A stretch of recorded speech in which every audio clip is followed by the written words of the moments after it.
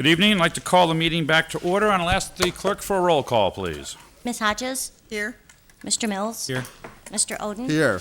Ms. Rose Spurgeon? Here. Mr. Kleindienst? Here. If you'll all please rise for the flag salute.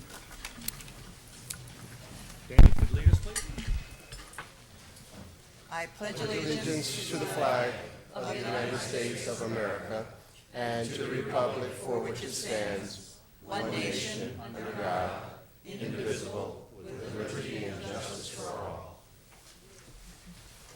Thank you. And with that gentle reminder, I'll ask everyone to turn off their cell phones and their pages, put it in silent mode. We'll now turn to our invocation, Reverend Joe Placencia from the Palm Springs Church of Christ. Good evening, sir. Welcome. Good evening. Thank you.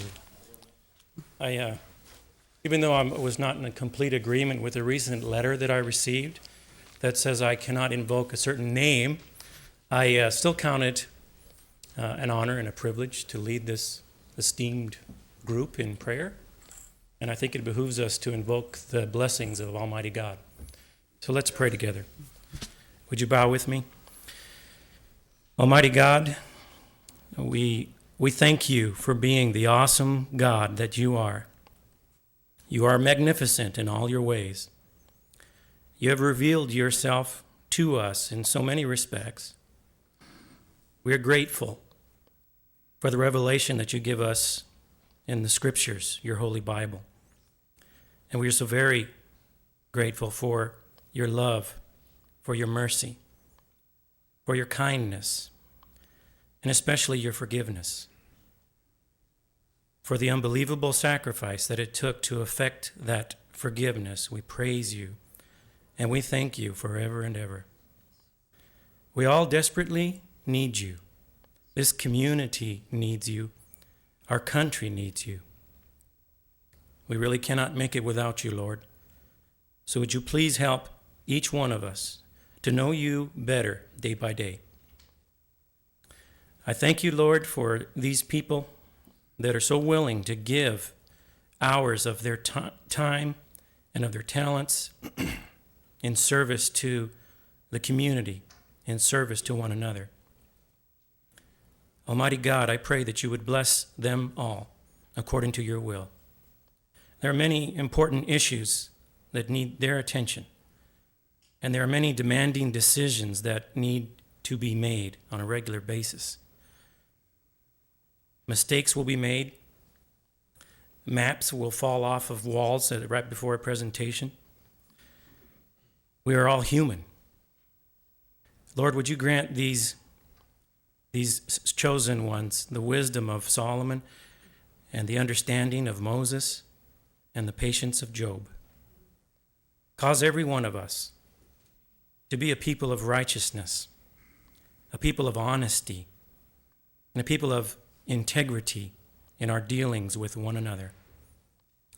Lord, we cry out to you for the leaders, not only of this small community in the Desert Valley, but for the leaders, Lord, of our county and of our state and of this nation, and Lord, for this world. We pray for peace, and we pray for peaceful solutions to conflicts, Lord, that are present right now. Help us, Lord, to put into practice the golden rule, to treat others in the same way that we would like to be treated. And we desire to love you with all of our heart and soul and mind and strength. We pray to you by the authority of the Lion of the tribe of Judah. Amen. Amen. Thank you. Tonight we have two presentations, and I'll begin the presentation with the following observation. As many of you know, there are organizations and there are associations throughout the world that acknowledge excellence within their field. And there is one such organization that is called the Hospitality Sales and Marketing Association International. And part of their annual task in their goals is to recognize the contributions of individuals and of businesses for services within the hospitality industry. And as all of you know, this is a hospitality-based community, and it is vitally important that we are, in fact, recognized the world over as one of the finest destination resorts to come to. And that success is really based on people doing the job, making sure that we do succeed. This year, we were very fortunate in Palm Springs. For the top individual honor is given to the Hospitality Industry Professional of the Year, and the top business honor is given to the Hospitality Industry Business of the Year. And we managed this year to succeed in both. It is the pleasure of the council to acknowledge these two awards. The first one is to the city's Department of Aviation, which took honor as the Business of the Year. And one of their prime employees, Brian Francis, received the airport's, works for the airport in the Marketing Communication Administration, and was honored as the Hospitality Industry Professional of the Year. And I'm going to ask Brian and whoever's going to receive for the hospital to come forward at this time. Brian? Alan, would you come up? Brian, come on. Here you go. Come on up to your microphone. Come on. I'll bring it over to you guys. Both of these honors were based on the airport's remarkable air service marketing program, which resulted in new air carriers, new summer jet service, and the largest number of available seats ever offered in the market, even in the shallows of an industry downturn in the aftermath of September 11th. Most small hub airports are experiencing double-digit service losses, and yet we anticipate 2003 will be our biggest year ever for the Palm Springs International Airport. This successful program grew out of the airport commissions and the city council's willingness to double the airport's marketing budget when revenues and service levels were down following the tragedies of September 11th. A tenacious airport staff met with the airlines on their turf, provided air service data, analysis, and further convinced them that Palm Springs was the right place to put their aircraft. And for their extraordinary work, we say thank you in presenting these awards. Gentlemen.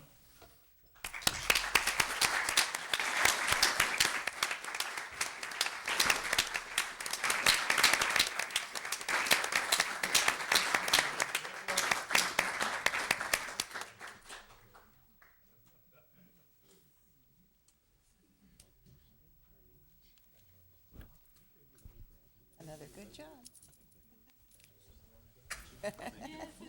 And again, as the comments that were prepared for reading indicated, when the rest of the industry was in a downturn, these fine gentlemen and the others that work with them have managed somehow, almost miraculously, to turn the numbers into an extraordinary case of performance, not only acknowledged by this council, which we have said repeatedly, but to be acknowledged by the industry they serve is quite a credit to the work you did. So, gentlemen, thank you for your efforts for Palm Springs. It makes it nice to live in this wonderful city.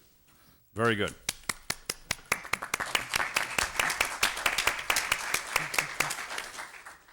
And that's just two of them, and there's a whole bunch more back at the airport, aren't there, Al? I'll ask Madam Clerk, please, for a report on the posting of the agenda. Yes, Mr. Mayor, the agenda you have before you was posted in accordance with council procedures last Friday, January the 10th. You did receive a number of letters, 11, as a matter of fact, that refer to the Community Redevelopment Agency, item A, the merged hearing, and should be entered into the record as part of your hearing. In addition, the council tonight is receiving materials concerning items CRAC, items 10 and 11, and the city manager is withdrawing item 12. Drawing 12. Council have that? Okay. Any other changes, Madam Clerk? Very good. I'll turn to our city attorney, Mr. David Alshire, for a closed session report, please. Mr. Alshire? As council engagement in closed session, the item listed real property negotiations involving the property in Murray Canyon. We gave a status report, no action was taken. The real property negotiations with Riff Markowitz concerning the Plaza Theater, we gave a status report, no action was taken. Real property negotiations with Phil Clary concerning the reservoir site, we gave a status report, no action was taken. Exposure to litigation, we discussed one item of potential litigation. We gave a status report, no action was taken. I'm sorry, that was under initiation of litigation. We discussed an item. We did not discuss any items under exposure litigation. We discussed the city attorney evaluation and the city manager evaluation. Those were conducted, no action was taken. Thank you, Mr. Alshire. The Housing Authority, the Financing Authority, and the Industrial Development Authority have no business scheduled for tonight's meeting. We do have business as the Community Redevelopment Agency, and we shall remain as the City Council and convene in joint session with the Community Redevelopment Agency. First order of business before the two bodies is, in fact, a joint public hearing. It is item A. The first amendments to the merged project area 1 and 2 ordinances for introduction and first reading. And I'll turn to Mr. Reddy for a staff report, please. Thank you, Mayor and members of council. I would ask Mr. Raymond, our Director of Community and Economic Development, to approach the podium and give you the details. This is another step in a rather long process you've been dealing with throughout the year to finalize the merged area process. And with that, Mr. Raymond, thank you. Thank you. Good evening, Mr. Raymond. Good evening, Mr. Mayor. I was actually given a script tonight to follow so that we get everything entered into the record and to go through the process. This is a joint public hearing of the City Council and the Redevelopment Agency to consider the adoption of the First Amendment to Merge Redevelopment Plan Number 1 and Merge Redevelopment Plan Number 2. The first thing I want to do is make some introductory comments. The plans were merged in the year 2000 as part of the, originally there were 10 redevelopment project areas, and in May of 2000 they were merged down into 2 project areas. These first amendments to the 2 plans would do the following. Number 1, they would reestablish the ability to use eminent domain to acquire non-residential property within the merged redevelopment project areas number 1, with the exception of the Tahquitz Andreas constituent area and project area number 2. Number 2, add new restrictions on the use of eminent domain, including a prohibition on condemning property legally devoted to a residential use as defined in the amended plans, and property that is held in trust by the United States on behalf of any Indian or the Agua Caliente Band of Coy Indians. Number 3, permit the use of eminent domain to condemn a leasehold or interest from a lessee or holder, but not the fee interest of the allotee, which is on land held in trust by the United States, but only with the written consent of the Tribal Council of the Agua Caliente Band of Coy Indians.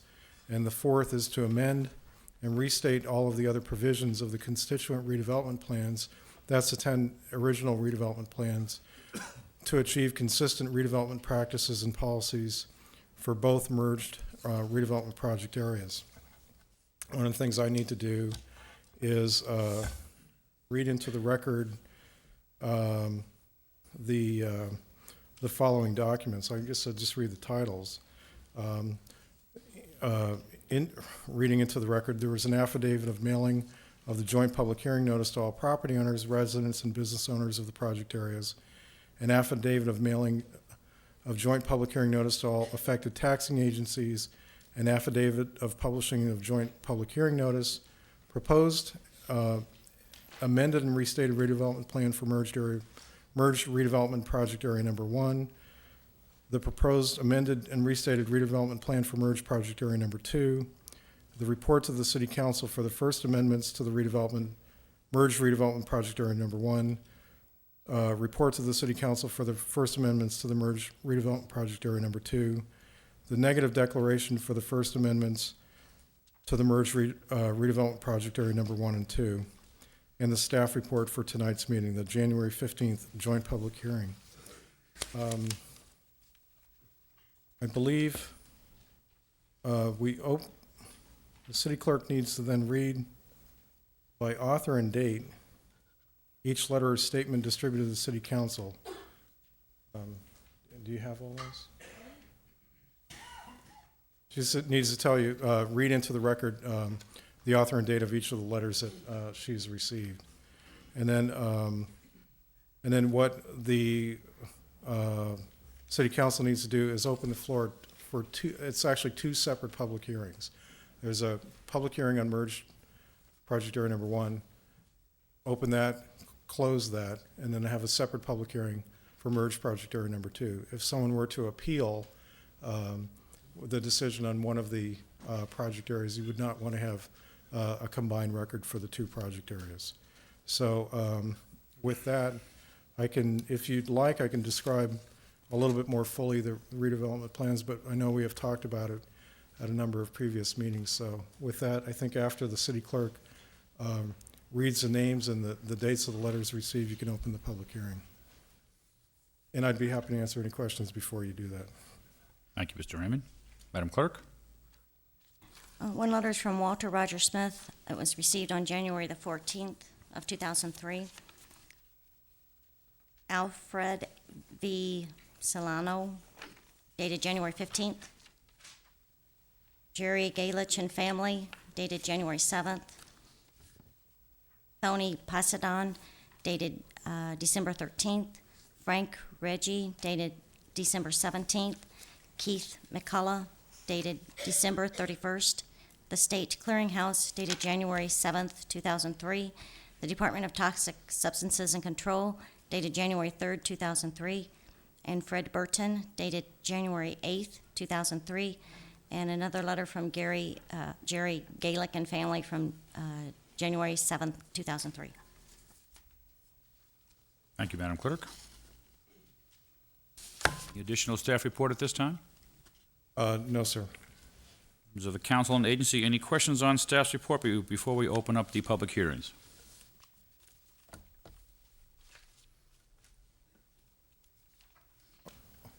Will they open and close it? No, we were told to close it. It is my assumption now we open up the hearing on merged Area 1. Close it.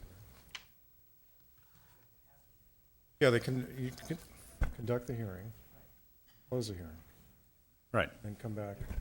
Okay. I think one clarification is that because of the letters received, we're not asking you to adopt either of the ordinances tonight, but to open and close the public hearing tonight. And then we will be back on February 5th for the first reading of the ordinance, and then February 19th for the second reading of the ordinance. Because of the correspondence received, we have to actually respond in writing prior to you actually taking action.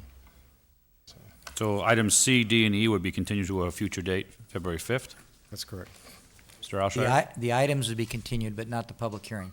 Understood. Unless at the public hearing, if you can choose to continue the public hearing, obviously, after you have conducted the public hearing. Very good. Thank you, gentlemen. At this time, we'll now open the hearing on merged area number 1. Anyone wishing to address the council or the agency on item A, please come forward at this time.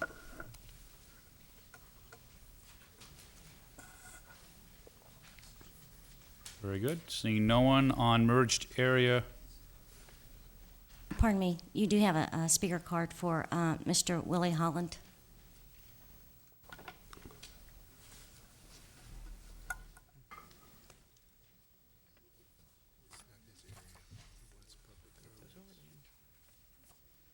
Again, this is public hearing, not public comments.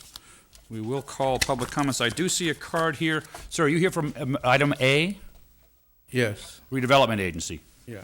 Now, For the first amendment to merged area 1. yeah, and what I'm here for is this clear about project area number 8, whether we're gonna eminent domain it or what? Maybe I'll have you read your name into the record and give your question, and we'll try to deal with it during debate afterwards, sir. Pastor Holland of Push Apostolic Ministries, and my concern is eminent domain and the Desert Highland Gateway area. One thing I'm really concerned about, we've already merged the areas together into one project area, and then the next thing I'm concerned about, and the people were concerned about in the meeting, was being walled off. They do not want a repeat of Section 14 where people have to move, and the power to condemn houses, okay, and not letting streets that exist continue to exist and go into a new development that is planned just west of our area, which is like 300 homes by Century 21 homes, and I have property in Gateway area, which they are trying to give me a street, and to boost the value of the property, I believe those streets need to go through into the next neighborhood and annex us to that neighborhood. Also, Tramview Road is called Tramview Road for a reason. It's supposed to, I believe back in I don't know, when the general city plans were first adopted, the street was supposed to go all the way up to the tram, and it was supposed to go out to the freeway. So a person driving down the freeway and they see Tramview, they should be able to see the Tramview. But since then, what has happened is a developer has come into the area and want to shut that street off and not go into his development and make a private gated community, and I'm opposed to that. Thank you, sir. Anyone else wishing to make comments in the public hearing for merged area number 1?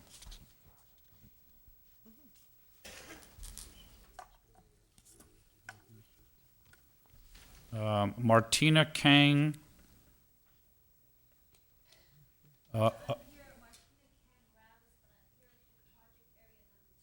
Very good. I'm just verifying that. Thank you. I'll call that shortly. Anyone else interested in making comments for merged area number 1? Very good. Seeing no one, we'll close the hearing on merged area number 1. And we'll then open the public hearing for merged area number 2. And Martina Kang Rivera, I'll ask you to come forward first because I have your card. And anyone else wishing to address the City Council on the issue of merged area number 2, please come forward. Again, you'll have 5 minutes, and the clock does count down from 5. Good evening and welcome. Thank you. My name is Martina Kang Ravis. I'm the attorney for Violeta Toro, who is a property owner of land located at the corner of Indian and Ramon. It's a non-residential property. My understanding, based on the agency's written notice of public hearing regarding this proposed First Amendment, as well as the letter from the agency dated December 5 to property owners, residents, and business tenant. And as I heard Mr. Raymond speak earlier, is that particular piece of property is within the Tackwitz Andreas portion, which would not be affected by this amendment. And I wanted to have confirmation that that particular piece of property was within the Tackwitz Andreas area and therefore not affected by the amendment. Can you give us the corner location? You said Indian and Ramon. Which corner?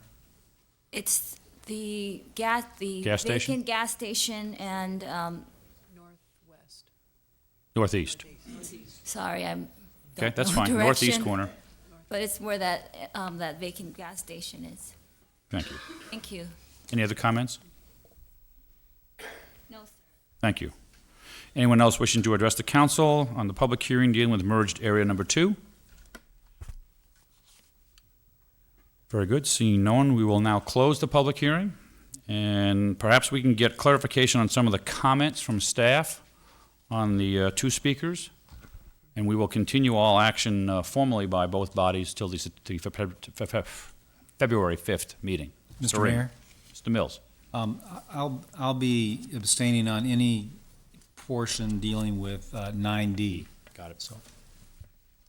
Thank you. Mr. Raymond, first question regarding the dealings of the Century Home, the walling off of the community, the dealing with eminent domain and condemnation, and Tramview Road. Any insights you can give us and the audience, please? The project Mr. Holland was referring to is the proposed project by Century Vintage Homes on the Broxmire parcel to the, I guess, to the west, the southwest of the Highland Gateway project area. It is actually not in a redevelopment project area, and it was a subject of discussion last night at the community action meeting in Desert Highland, where a number of the neighbors and residents of the of the neighborhood, of the project area, expressed concern about some of the design features, namely the wall around the project.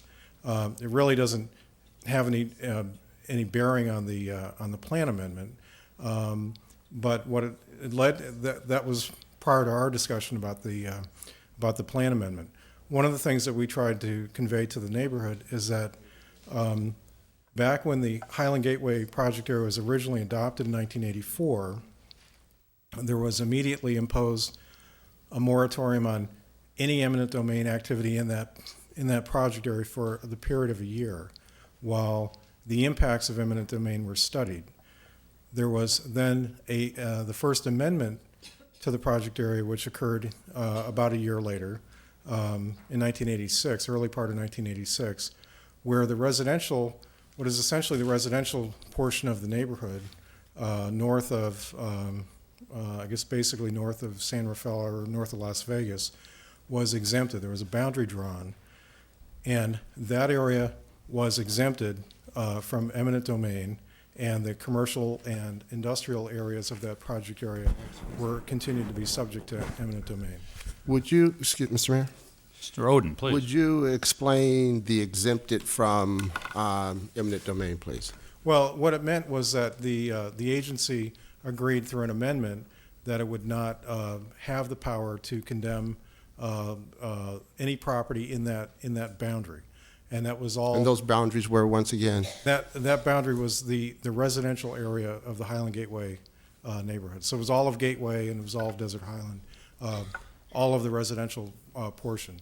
What we've attempted to do in these plan amendments is to take that philosophy where we're not condemning residential and do it by defining, doing this across all of the project areas and saying we are exempting residential property across all of the project areas. And with the exception of Tacos Andres, which is not subject, which we are not amending at this time. So it's nine of the other project areas.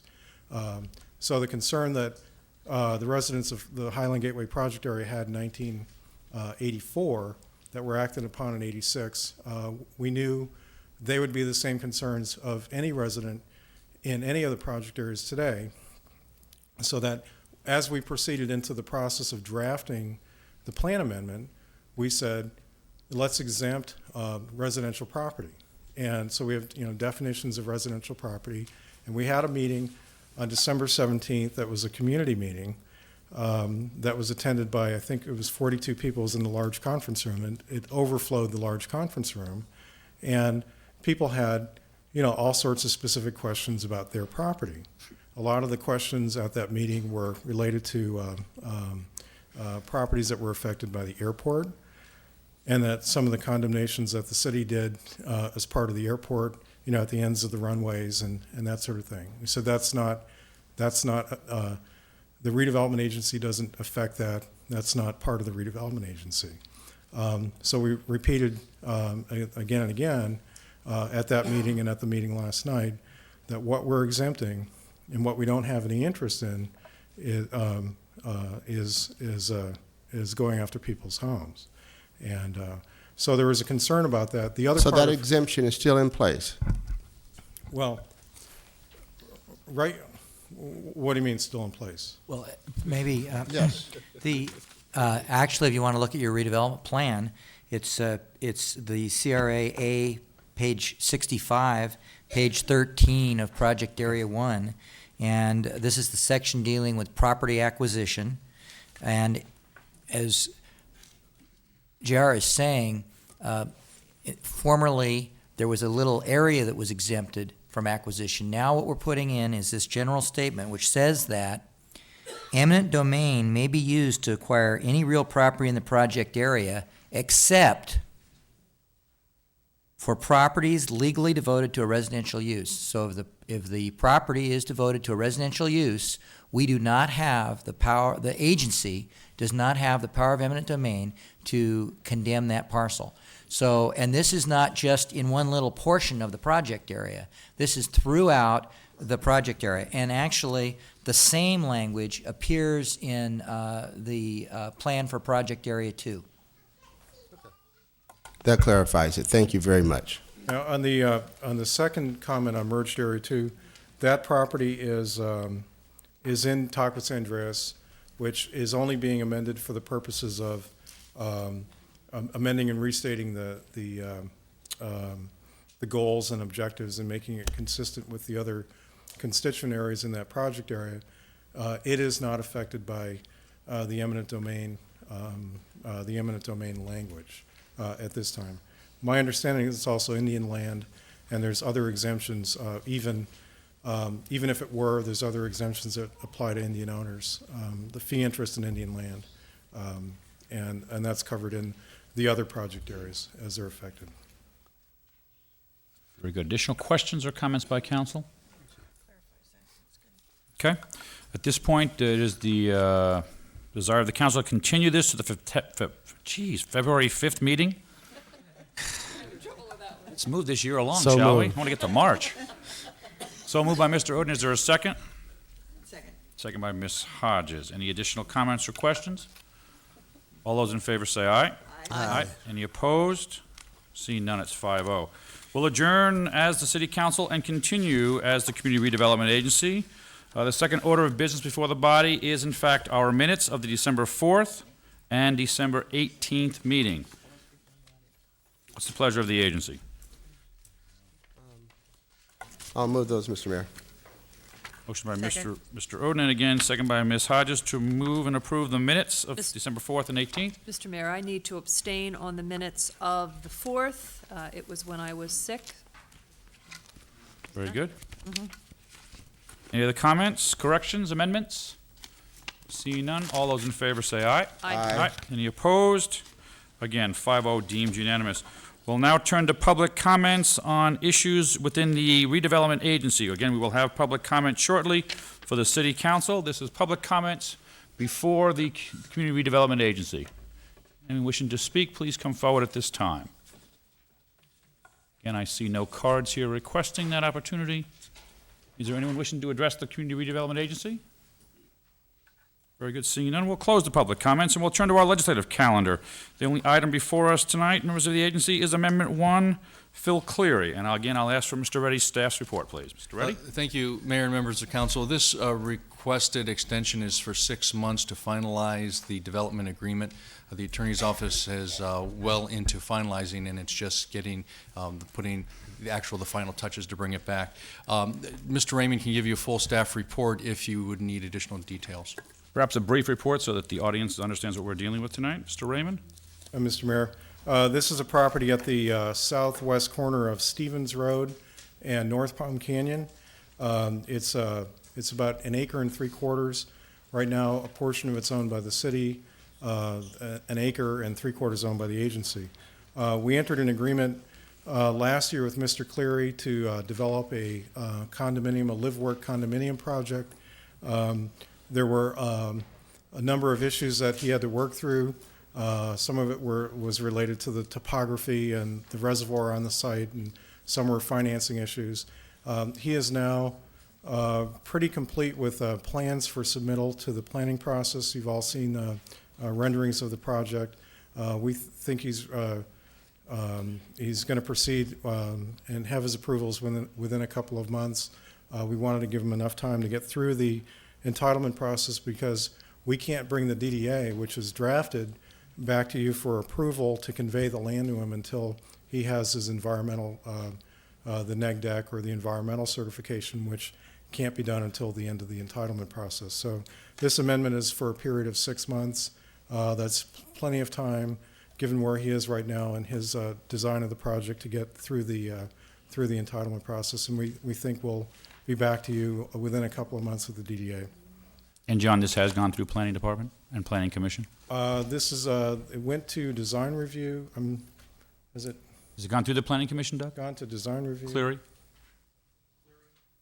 Cleary has been looked at by design review on a pre-application basis, and they were comfortable. They had some areas of refinement that they're still interested in. It's been looked at by the Planning Commission in a workshop setting, and I believe they're comfortable with the direction also. Has not been formally reviewed, and we don't have a complete application before us yet. Very good. Council, any comments or questions you'd like to make at this time? Just so the community understands this is a project that is complementing the development on North Palm Canyon on the corridor. It's at the intersection of North Palm Canyon and Stevens Road in the southwest corner. As John indicated, we own a number of parcels both through the city and the agency, and we're trying to facilitate some new and exciting development in that area, but we're not prepared at this time, and the applicant is requesting an extension, and that's what's before the council tonight. The agency, I should say. Agency, what's your pleasure? I'll move the resolution for this time extension. Thank you. I'll second it. Thank you. A motion by Ms. Rella Spurgeon and a second by Mr. Oden. Any further comments or questions? All those in favor say aye. Aye. Any opposed? It is again deemed unanimous, 5-0. We'll adjourn as the CRA and now reconvene as the City Council. First order of business before the City Council is indeed public comments. And I have a number of cards before me here. I'd like to ask a number of speakers to come forward and form a line. First speaker, what is this? Excuse me. These are all 13, okay. Chris Calhap? Is that correct? Quape? Very good, sir. Chris, if you'll come down, followed by Ken Feenstra, please. And then Lance Melton. The time limit on public comments is 3 minutes. If you'll come forward to the microphone, sir. The clock is in front of, I believe, Ms. Hodges and myself, and the clock does count down from 3. Good evening and welcome. Oh, okay. There it is. You see it? When you're ready. My name is Chris Quape. I represent victims of crime, and I'm here tonight to talk about asset forfeitures. Last year, Palm Springs Police confiscated $90,000 in drug dealer assets. Just where do these drug dealer assets come from? They come from dope fiends who get their assets by thievery, thuggery, muggery, and murder. I live in a barrio where you can still purchase a 3-bedroom home for under $100,000, but you wouldn't want to live there. I could give you details about our neighborhood drive-bys, home invasions, how next-door neighbors on either side of my house have been murdered, one for $600 worth of methamphetamine, how I got beat up for $25 by a couple of dope fiends, about how 2 employees of mine have been murdered, the last of which was part of a quintuple homicide in Mexicali, most probably the work of the Ariano Felix gang. I can't remember the number of burglaries in our barrio, but the last time I was burglarized was just after deputy sheriffs had seized a $500,000 drug dollars found in a spare tire on Interstate 10. So I went to the Victims Assistance Office in the county building, asking them to reimburse me the $500 I had lost in the burglary. I got laughed at. Being a victim of crime is not funny. This slow burn terrorism that permeates my neighborhood is not pulp fiction, it is pulp reality. In deciding what to do with drug dealer assets, why is there no consideration for victims of crime? This is a new form of taxation that has turned thieves and murderers into tax collectors. For our government to use this money to fund itself is tyranny in its purest form. This is not your money. This is blood money, and it belongs to the victims of crime. And if it ends up in the hand of the police, doesn't that make the police the ultimate thieves? Thank you, sir. Mr. Ken Feenstra, followed by Lance Melton, and then Lisa West, please. Yes, Mayor Kleindienst and members of the City Council, I'm here to speak to you on item number 5, the Palm Springs Classic. The reason I'm here is to make it clear that we are dealing with new players in this project who now have a total commitment to the project. And I noted to all of you in a letter of September 16th that these new members were now involved and made an offer to let you meet with them if you so chose. The developers are Pat Blue of Annapolis, Maryland, and Ken Carey of Manhattan Beach. The group is now known as the Palm Springs Investment Company. Ken Carey is in the audience if you wish to ask him any questions. They've arranged to buy the note from Hypo Bank, who held the control over the property, but now has agreed to release it to them to make this project work, along with Fred Gordon, an original investor in the project who is now back into it. The letter offered the opportunity to speak to them and get acquainted with them. They wanted to tell you about the new direction of the project, which, by the way, is going to be primarily residential now with the golf course and still retaining a hotel on the project. As early as March of 2002, these partners have been working diligently with Monero Smith and with Forma, a planning and landscape firm, to replan the project with an emphasis on residents. In addition, they have contracted with Todd Eckenrud of Origins Golf to design a new golf course. They have completed agreements with DWA to obtain additional land and are working with CVWD to secure land in the Whitewater Channel for additional golf amenities. Palm Springs Investment Company, this new entity, is working closely with a major resort developer to complete their revised plan, and Mike Peroni is nearing completion of the review of the revised environmental report. The approval of this resolution allows these new developers to move smoothly with a revision to these documents, as opposed to starting from scratch and delaying the development of this site. I strongly urge you to approve this resolution extending this project. Thank you. Thank you, sir. Lance Melton, followed by Lisa West, and Thomas Van Eaton, please. My name is Lance Melton, for those of you who don't remember me. I've been affiliated with the Palm Springs Police Department for about 15 years. First in high school as an explorer, later as a reserve, and finally over 7 years as a full-time police officer. I have flown here today on my own expense in the hopes that what I have to say in the next 3 minutes will appeal to your conscience in the sense of what is right. On October 15th, 2001, I sustained a career-ending injury to my right hand while coming to the aid of two fellow officers who were engaged in an altercation with the suspect in the Palm Springs jail. While the action I took ultimately ended the altercation, I shattered my hand and the cartilage in my wrist. After 1 year of ongoing treatment, surgery, and rehabilitation, it was determined that I would not be able to return to police work, and I was now facing medical retirement. The blow was unbelievable, and it took a long time for me to accept it.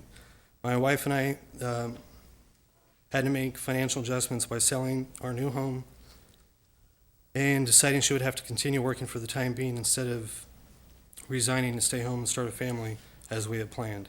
Planning is a funny thing.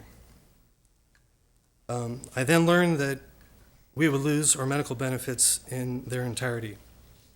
But I would have the opportunity to pay for them myself, but it would now cost me over 1/3 of my new retired salary, which is now 1/2 of what I had made prior to this injury. As you will see documented in the materials I sent you on January 1, 2003, I made several attempts to contact city officials to explain this is simply impossible for a police officer on this kind of reduced fixed income to afford to pay over 30% of that income to continue his medical insurance. It hit me that I was losing my career, my home, my financial security, and my medical insurance, not to mention the adequate use of my right hand for saving two other officers from losing the same. My attempts to contact you, Mr. Mayor, and members of the City Council were denied by City Manager David Reddy initially. After several other attempts at correspondence through what I thought were the proper channels, I finally am coming to you directly with this request.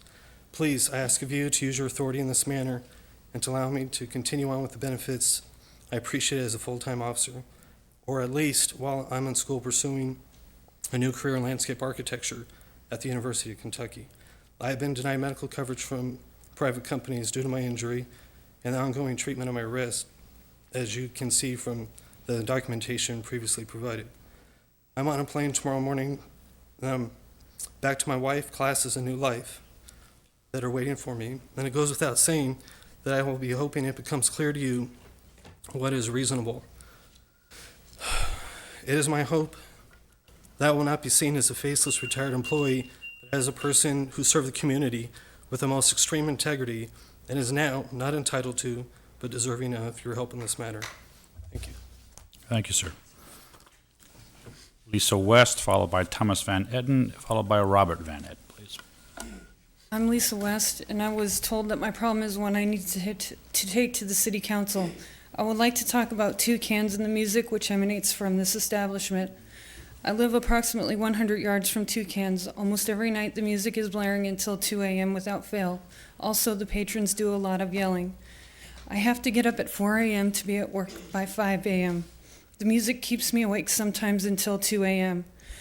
I am not, nor have I been able to get more than 3 or 4 hours of sleep a night. I have called and complained to the police department to no avail. The music goes down for a short while, only to be blaring once again, keeping me up. I have complained approximately 12 times last month. I have talked to officers. I was told I have to take it to the city. I posed a question to the officer. If I was driving my car and you heard my stereo from this distance, would you give me a ticket? And the officer answered yes. I said, it's not like I can get away from it. They did turn the music down that night. Another occasion, a sergeant came to my home, and while in my room listening to the music, he offered some solutions like wear earplugs. He works nights and sleeps days, and he wears them. Can't you rearrange the furniture? This would not help. Since most of the time I could hear the music anywhere in my room, talk to the homeowners association, have them move you to another unit. Or can't you ask your landlord to install a better window? I am quite disappointed in the condescending way in which I have been treated since I've been having this problem. I've also tried talking with one of the owners, and he told me that he is friends with all the police and that a lot of them come to Toucans, and he would turn it down a little. We also discussed keeping the doors closed, on which he agreed. This was a short-lived solution, apparently. It only lasted a couple days and the music was right back up there. I've called 3 times in the past week to Toucans to ask them to turn it down. Twice the music went down along with the patrons yelling. I ask each of you to try to put yourself in my position. Would you want to have to call it almost every night just so you could go to sleep? Or call the police only to have some officer treat you like you're making a big deal out of nothing, or to tell you to rearrange your life because of a bar? I think not. When I moved in, there was no bar and no noise. I am merely asking this business to keep its business and its workings contained within the confines of the establishment, as I am expected to do so as a resident of Palm Springs. Thank you. Lisa, could I ask you to give your phone number for contact purposes to the city clerk, if that's all right? Thank you. Thomas Van Eaton, followed by Robert Van Eaton, followed by George Fabian, please. Good evening. Good evening, Mr. Mayor and members of the City Council. My name is Thomas Van Etten. My address is on file. I had planned on speaking to a matter, and I had prepared a statement, but after having had an experience today, I've changed my mind, and I want to say something else to all of you. I was extremely fortunate today and rather honored to sit down with a cross-section of the community and have a roundtable discussion with Steve Silberman and Cindy Yukon at the Desert Sun. And it regarded a letter that had appeared in the editor's column, or the editor's page. It was read to be sort of anti-Semitic, and a lot of people were upset, and a protest was being planned by some people to take place next week. And several of us sat down together today, and we took care of this conflict resolution in a way that I have never seen happen in the almost 3 years that I have lived here in Palm Springs and watched factions, having dissent with one another. I was so impressed with all of these people. And I'm coming before you this evening because Bill Feingold arranged this today at the Desert Sun. And I'm coming before you this evening wondering if there is a way that all of you might be able to resolve some of the conflicts that seem evident to us citizens. Last week's or the last city council meeting, as seen on television, there was a conflict, and it was distasteful for me to see as a citizen, and I have come before you in anger in the past, and I'm not proud of that. And I really need to see moral leadership from all of you. Ron, you are a man of God, and I really have always loved and respected your moral leadership. You lost me at the last council meeting. I really think that all of you should try to work out your conflicts. I would love to see maybe you, Ron, and you, Mr. Mayor, sit down and work out some of your differences. This does not look good to the rest of the citizens. It makes Palm Springs look like idiots. I need moral leadership from all of you. I am a human being also. I have fallen off track. I apologize to all of you for the anger that I have displayed in the past. I want to take a different route. I've been working on that very hard. I am begging you to take that route with me. Work with one another for the good of all of the citizens. I thank you so much. Thank you, sir. Robert, followed by George Fabian, and then Leanne Lee, please. Good evening, Robert Van Etten, Palm Springs. I love people that are passionate about their beliefs, and Ron Oden certainly was passionate last Wednesday. I find it ironic, however, that the individual who was most vocal in expressing their supposed convictions appears to me to be the biggest violator of those beliefs. A council member, in my opinion, has a responsibility to decide issues which come before it without prejudice. To me, that entails three considerations: conflict of interest, advocacy, and informed decision-making. Conflict of interest. Since Mr. Oden was a member of the task force which created and is currently promoting the Vista Sunrise project, understandably, he has an emotional attachment to the project. This is perceived by many as a conflict of interest at an ethical level, even if it is not a moral or legal concern. I find this especially incongruous in light of Mr. Oden's comments about ethics during the council meeting. Advocacy. In order to avoid the appearance of prejudice, it is my understanding that a council member cannot legally discuss an issue they know will be coming before them for a vote. On Tuesday, December 10th, 2002, I received an email from Edward J. Dietrich, president of Sagewood Homeowners Association, in which he said, "I just had a conversation with Ron Oden. He appears to be very supportive of the project in all of its components." Earlier on November 1st, 2002, Mr. Oden made an unsolicited comment to me in support of the Vista Sunrise project at the Pride VIP reception. If Mr. Oden was sincere last Wednesday, he will of course recuse himself when the issue comes before the City Council for a vote. If he does not, I suggest by copy of this letter that the city attorney be prepared for a legal challenge of his participation in that vote. Informed decision-making. For a representative democracy to work, both the elected representatives and their constituency have to have at least a minimum understanding of the issues to be decided. Ron Oden's comment that this issue seems minor is to me a clear indication he is out of touch with the voters. I find his opposition to the mayor's attempts to allow the citizens of Palm Springs to vent their concerns and become better educated on this multifaceted topic incomprehensible. Thank you. Thank you, sir. George Fabian, Leanne Lee, and Dr. Henry Richter, please. Good evening. I would like to thank you for the opportunity to express myself. I'm visiting from North Bay area, and if you are interested in comments how the city is impressing people coming here, I will be glad to provide the comments. But the main reason I would like to provide assistance to note holders with the amount of notes over $2 million that are in the need of immediate cash, so they can help the city to redevelop or to place new buildings or to get new employees. So this is my main goal, and if you have any questions on how the tourist can perceive the area of Palm Springs, I will be glad to respond. Thank you, sir. You're welcome. Leanne Lee, Dr. Robert Richter, and Lanny Swedlow, please. Good evening. Hi. How are you?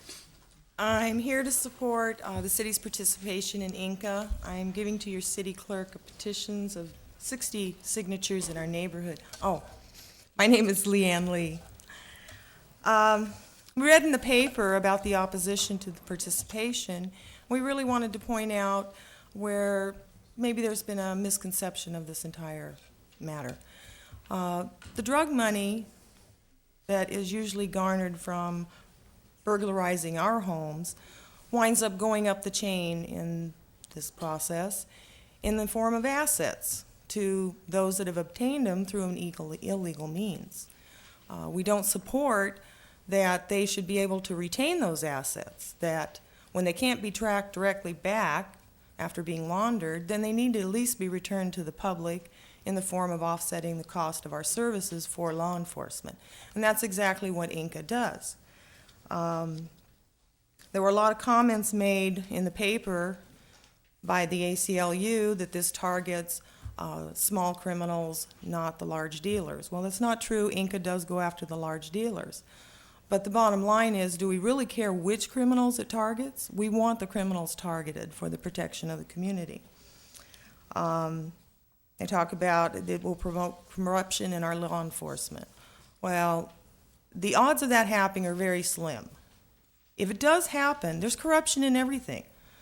There's corruption in the churches lately, but so does that mean that we just don't go to church? I mean, we think we have to put this in relation. They talk about the liabilities of the city. The agreement clearly says the city's liable for the officer and his actions that comes from our city. Well, I would hope that you have enough confidence in the quality of officers you hire and in their chief making the decision on who goes there that will cover the city. But in reality, INCA's been organized for the last 10 years. They've never been sued. They haven't had any incidences. And what they have done, they've made 50 to 60 arrests a year. They took 602 pounds of cocaine off the street last year, 1,400 pounds of marijuana, 7 pounds of methamphetamines, 4.5 pounds of heroin, and 13 firearms. Now, we come from a neighborhood where there are a lot of problems: drugs, prostitution, burglaries. We want every resource in the hands of our officers and our police department to help protect the community. INCA is just another tool and a resource for our PD. You wouldn't take away their radios, you wouldn't take away the canines, you don't take away the things that help them do their job, and INCA is an important part of that. And that petition is from the citizens, just in a few block area, 60 of us, that want the participation. Thank you. Thank you. Dr. Henry Richter, Lenny Swerdlow, Suzanne Marie Weber. Good evening, Doctor. Mr. Mayor, Council, I come also to talk about item 13. Want to reinforce the recommendation to approve it. My background, I'm a former NASA space scientist. I'm a police communications consultant working nationwide, formerly with LA County Sheriff's Department, very familiar with task force, and they are a marvelous tool, multi-jurisdiction, to bring resources to bear that no one city or county can do by itself. And I think being part of the movement is very important. I think it's been clouded by this asset seizure issue, because asset seizure takes place under the law regardless of whether or not it's INCA. And I did write a letter to the Desert Sun a while back, and one of the rebuttal letters talked about some case where a grandmother had her assets seized because of a grandson dealing drugs. If that's true, I would submit to you that probably that grandson was doing it in the premises, and she should have known about it. And in that case, seizure is entirely appropriate. But I just want to reinforce the recommendation to stay part of this, because it's very important to give the resources, joint resources, to the city and to the police department to be able to really get after what I call these scum, the drug dealers. Thank you. Thank you, sir.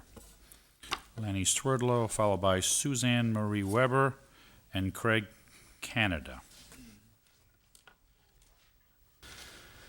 Lanny Swerdlow, 1 Cordova Court, Palm Springs, California. Imagine my shock when Mayor Kleinstein informed me today that there would be no public testimony during the hearing on the Inland Crackdown Ad-Lite Task Force contract renewal. But we could testify for 3 minutes at the open comment session. That's right, the open comment session, where we will have the undivided attention of the City Council on this issue, along with complaints about neighborhood problems and concerns and information that's more relies to an open comment session. It turns out that for citizens to actually discuss the issue with the council has to be listed as a public hearing, and the INCA contract renewal was a legislative item. This is the way the issue has been treated from the very moment the council came suddenly out of left field with the Inca contract referral.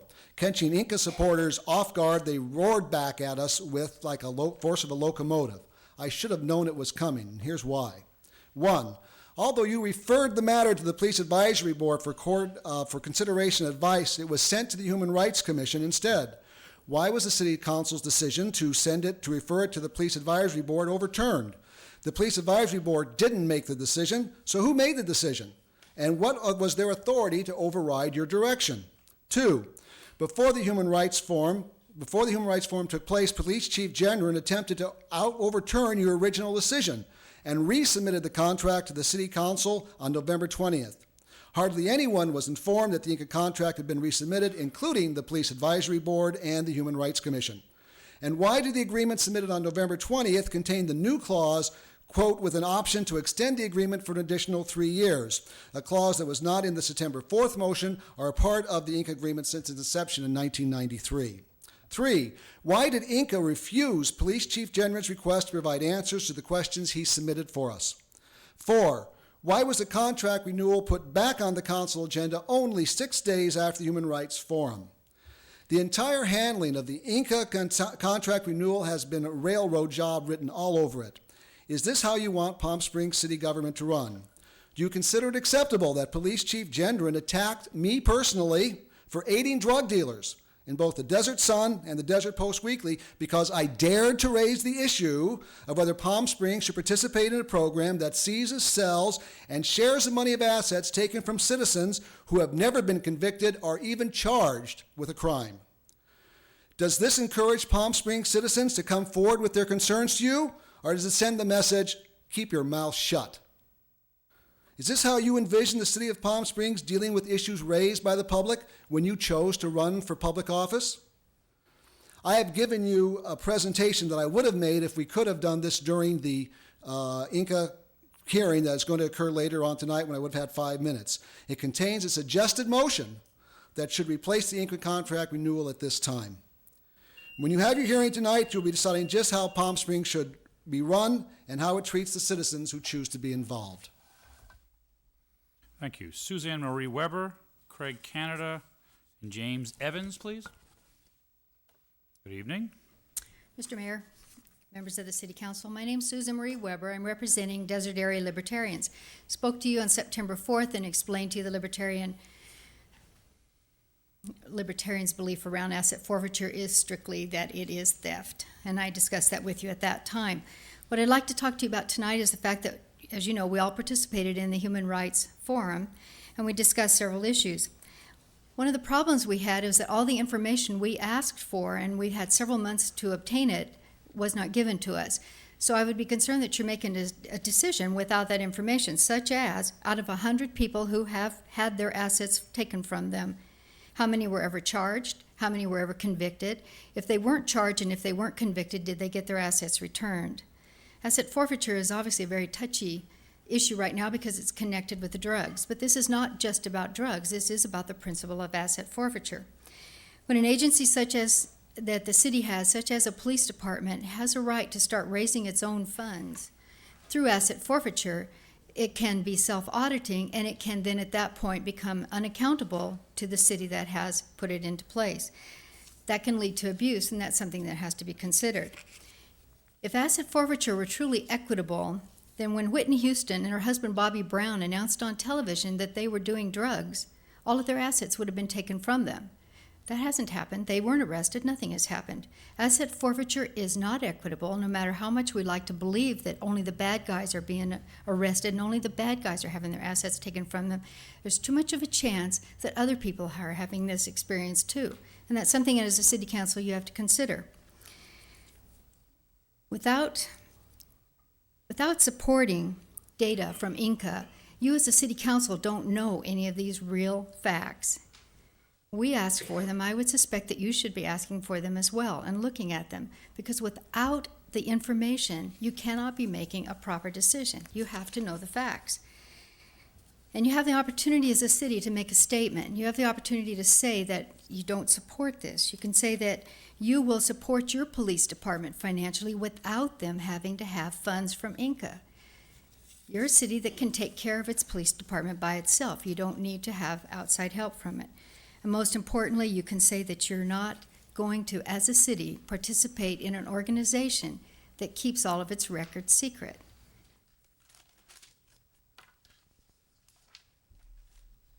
Thank you.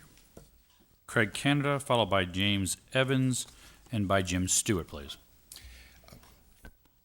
My name is Craig Canada, and I'm a medical marijuana patient. So I'm speaking to item 13, asset forfeiture, because there are innocent people being hurt. We've seen it all up and down the state. We've seen federal agents go in and bust the Women's Cooperative in Santa Cruz, the LA Resource Center, the West Hollywood Club in LA, and in San Francisco. West Hollywood has a suit against the federal government to get their building back. WHAM has a 4th, 5th, 9th, and 10th Amendment suit against the federal government to get their property back. This is in Santa Cruz. If you want to see the suit, it's www.wham.org/lawsuit.htm. That's www.wamm.org/lawsuit.htm. I'm afraid to tell you my name here. I'm afraid with the police here that I'll go home and find that I've been busted. What we've seen all up and down the state is the feds coming in and attacking marijuana, medical marijuana patients, dispensaries. One patient with 32 plants had the feds come in. In Fed court, you cannot make a medical marijuana defense. Now, the lady with the petition here said 1,400 pounds of marijuana and 7 pounds of methamphetamine. They're going after the small people, not the big ones. I want to remind you that 11362.5, Health and Safety Code 11362.5 is the law. Proposition 215 is the law.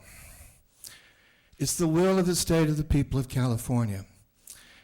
And I'm not a criminal. I have tried everything under the sun. Nothing works but medical marijuana. And now, because of asset forfeiture and because of what's happened over the last year, in the shadow of 911, I'm afraid to address you here. Thank you, sir. James Evans, please. Followed by Jim Stewart.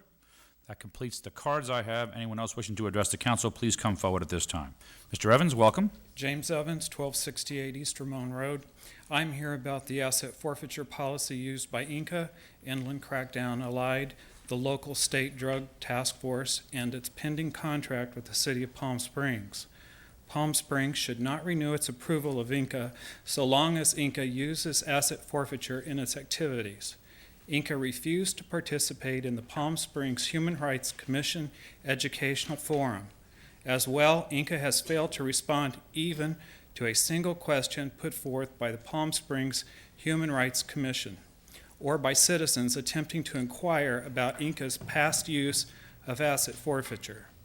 This behavior indicates that INCA intends to continue to operate above and beyond the review and interest of its individual community members. Such an attitude creates an environment ripe for governmental abuse and corruption that goes part and parcel with the cash and property looted via asset forfeiture. During the Human Rights Commission Forum, Assistant City Attorney Taylor repeatedly trumpeted his Book of California Code, saying that asset forfeiture was the law. Let me remind the council that federal marijuana laws have yet to be reformed to reflect our failed drug wars and changed attitudes. Still, the voters of California and several other states, along with local communities, have overwhelmingly approved the use of medical marijuana in direct opposition to federal laws. Refusing to participate in asset forfeiture is not about causing legal chaos, as Mr. Taylor suggested. It is not about letting violent drug cartels run free, and it is not about a weakening of police support or being soft on violent crime. It is about doing what is right and confronting violent criminals head-on, not through the side door tactic of asset forfeiture. I urge the council to heed the pleas, warnings, and suggestions made by California Superior Court Judge James P. Gray to the Palm Springs Human Rights Commission. Say no to the abuse and corruption that all too easily follows the use of asset forfeiture in law enforcement. At a minimum, the council should continue to table the issue until Inca has satisfied all questions asked of it so that a fully informed decision can be made before committing Palm Springs to a formal contract. I would also ask you to verify those 60 signatures. Last night I talked to over 30 members involved with ACLU, and to a person, they were in agreement that we needed full public discussion of this issue before it's voted on.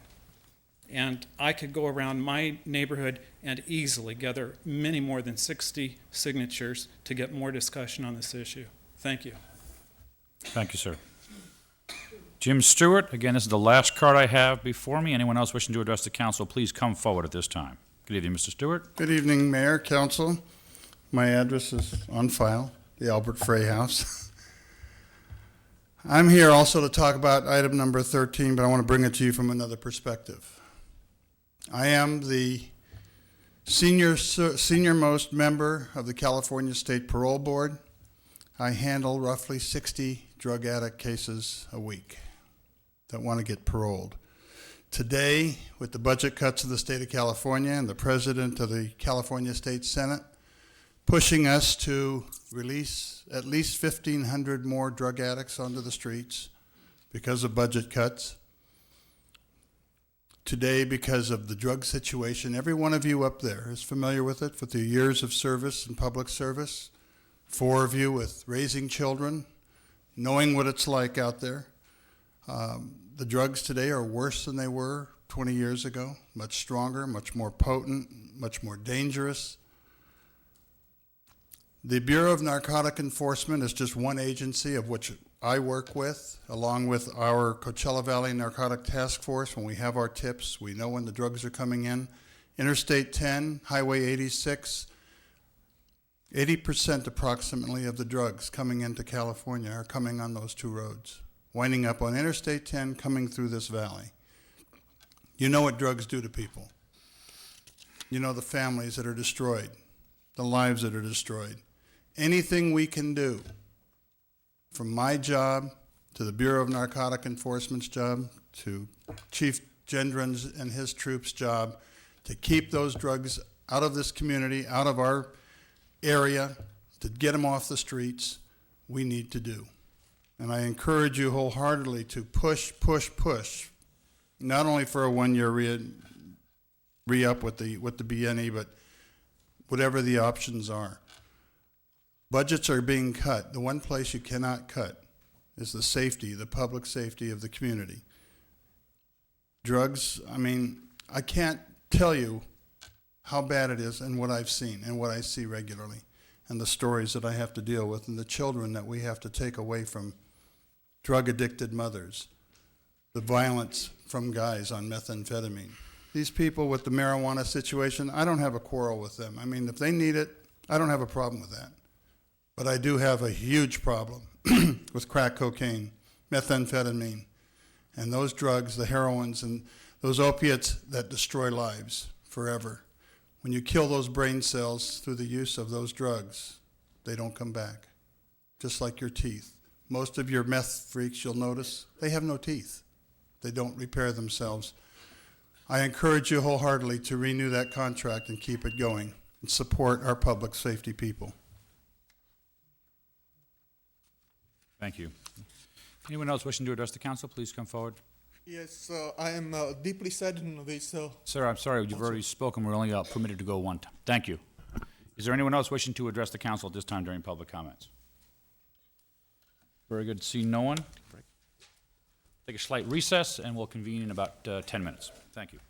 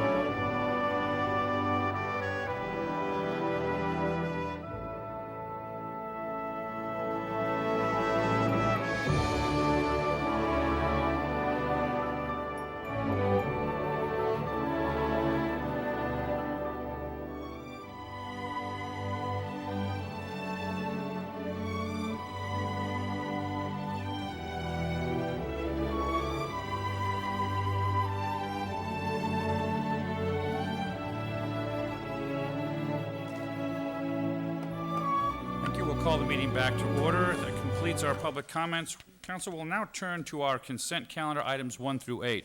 Any issues you'd like to pull for separate votes, ask questions, or pull for a full discussion, please do so at this time. Mr. Mayor? Ms. Rella Spurgeon. On number 1, the minutes, I need to abstain on 4 and 5 because I was absent those days. Thank you. And I need to abstain on 2 warrants, 983683, 983780, both husband-related. Very good, thank you. Mr. Mayor, I'd like to pull number 7 for a separate report and some discussion. Very good.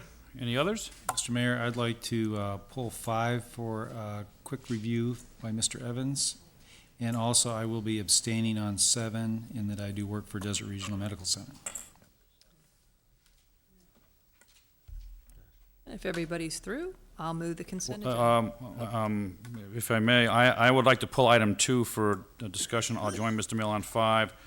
And I have to get clarification. The Desert Regional Medical Center is across the street from my house. Does that give me proximity calls for conflict of interest on item 7?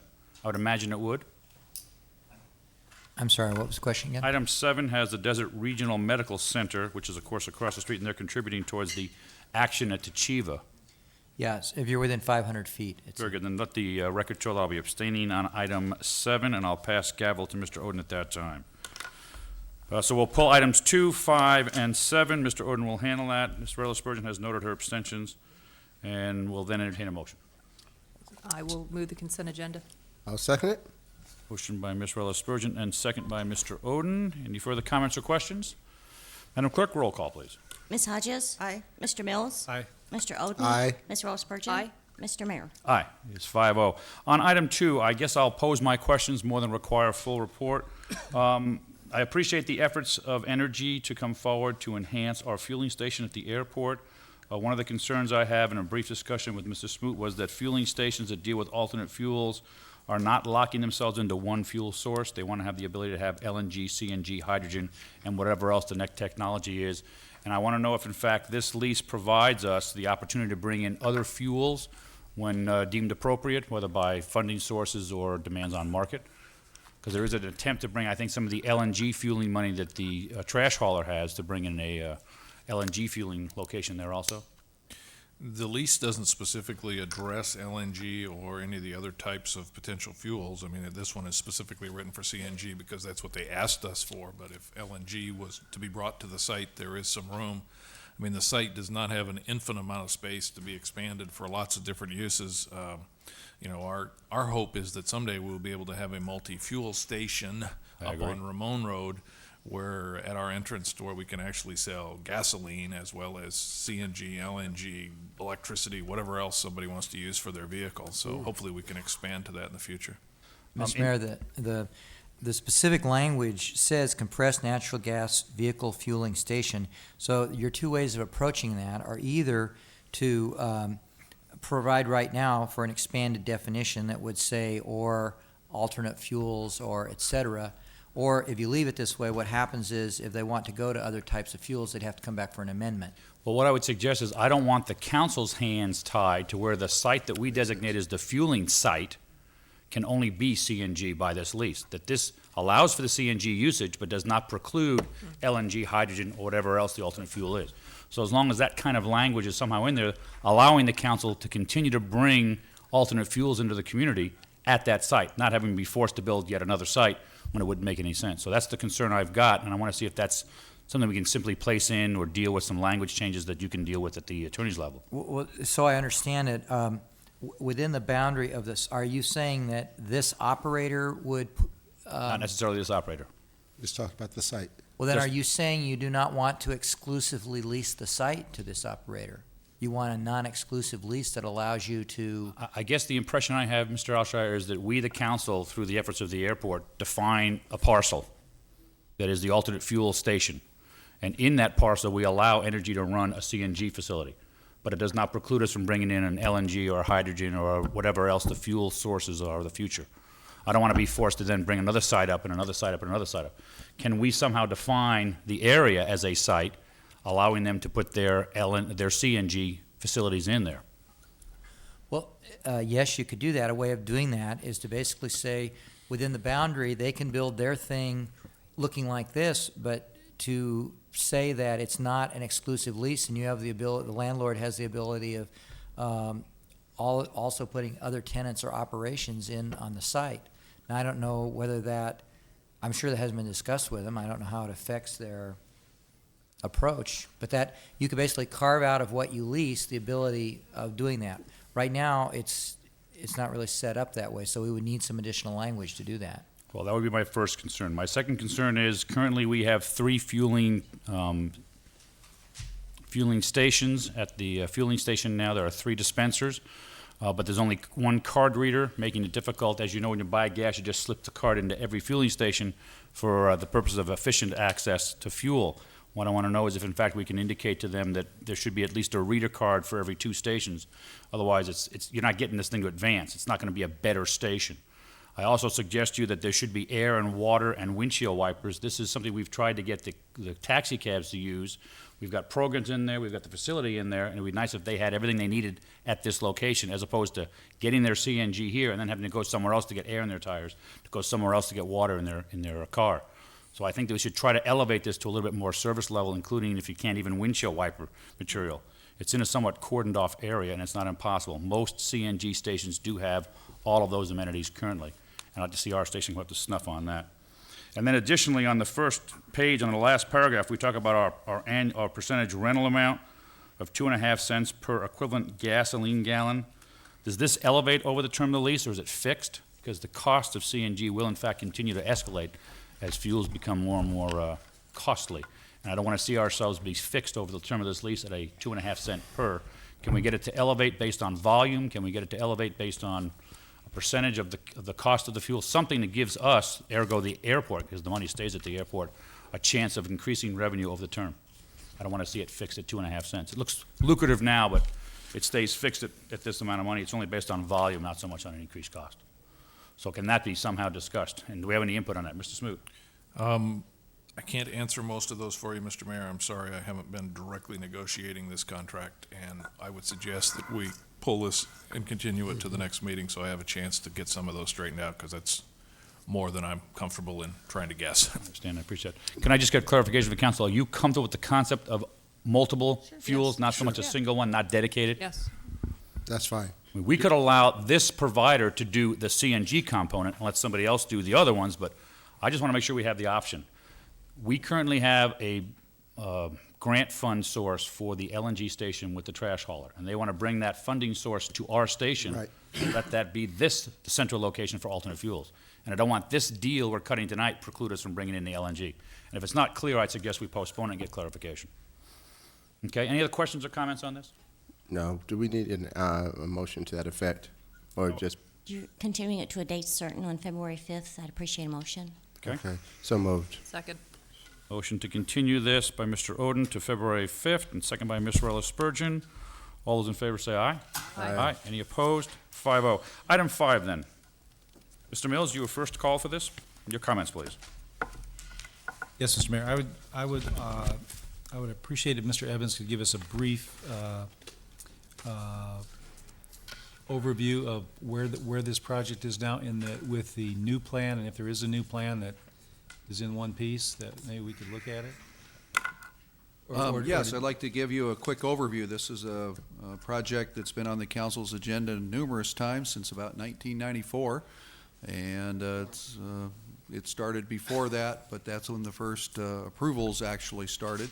Let me show you the existing plan and the proposed plan, and while I do that, I'll give you an update on what we're doing planning-wise.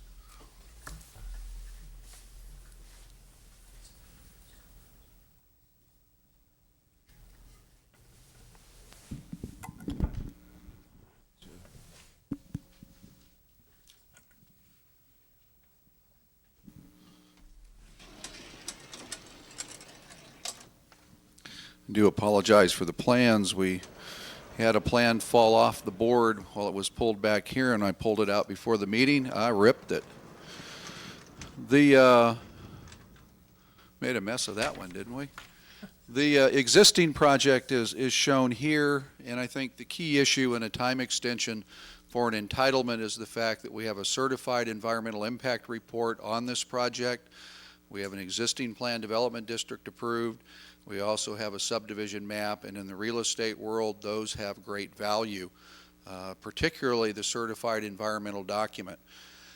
This project had a hotel in the center, vacation occupancy or timeshare uses, a fair amount of commercial industrial up into this area, did not have a residential component. The revised project that we've been working on, they've got a very extensive development team, a land planning team, an engineering team, as well as real estate advising team, and a nationally known home builder that's taking a look at building the homes on this project right now. The idea, again, is still to have an 18-hole golf course, but to have residential in a golf village type setting around the perimeters in here, a little bit different type of housing product, but again, single family housing around the golf course in this area, and then a resort village up in this portion of the property that would be primarily higher density residential and hotel land uses. The land uses that could occur up to a 400-room hotel, up to approximately 150 timeshare units, as well as higher density condominiums or apartment type dwelling, so that this becomes a fairly intensive area, and it may also have some neighborhood retail, things of that nature. We're still working with the applicant on the overall development plan. There's a concept of expanding a golf practice area, driving range into the wash. We're just starting to look at that. That would be an additional part of the project. And if you take a look at one of the other plans that we had looked at, which was the CODA project, which we're no longer pursuing. That's a project we've looked at in the past year. Really hasn't gone anywhere, and I can tell you that the development team that's working on this team, when they come to the meetings, they bring a full service team. They bring ownership, planners, engineers, and the like. And while we looked at the CODA project, they primarily came in with 2 people. We really never saw their planning team. Got a lot of information exchanged, but really didn't see the type of progress we work here. The City Council has already approved a contract with the environmental consultant. We're working on revising the environmental documents, and we're well down the way on doing that. The traffic study's being done. The applicant is paying for all of those costs and services. Mr. Mayor, that completes my report.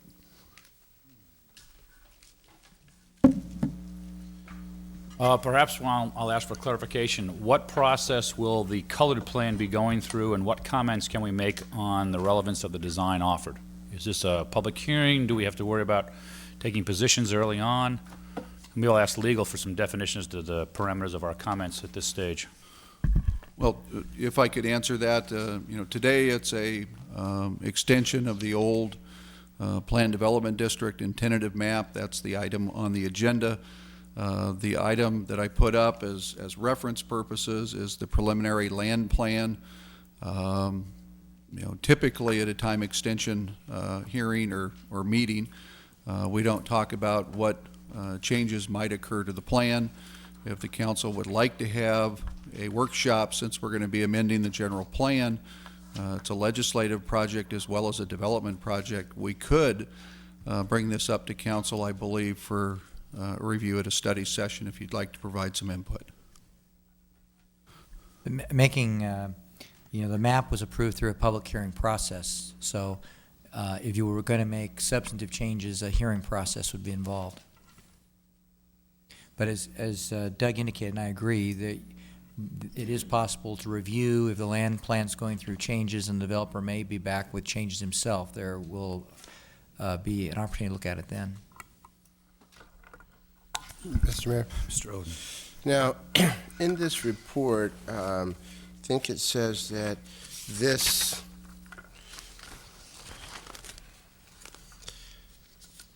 would be the last extension. Is that correct? For Yes. the subdivision This would be map. for the tentative tract map.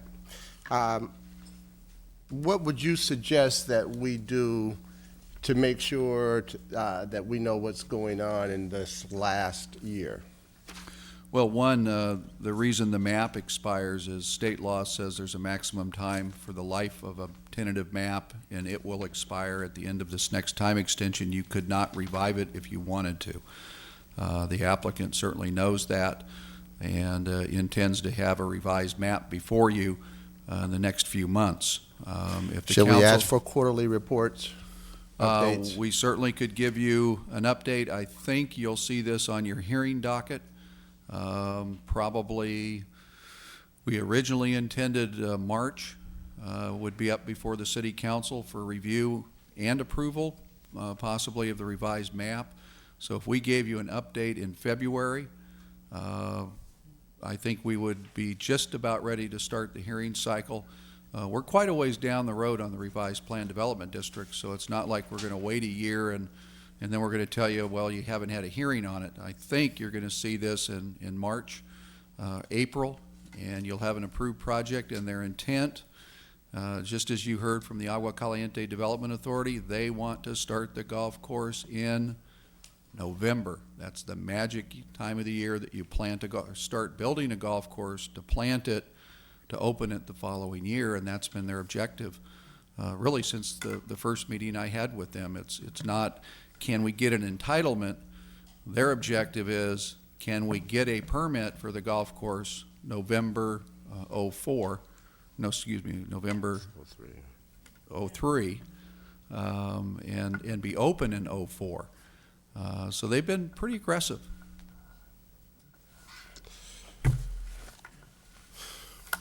Mr. Mayor? Mr. Mills. Oh, were you done? Sorry. I'm done. Doug, so what I understand is they are looking to really an extension of the existing PD and track map with the intention of coming back later and amending it.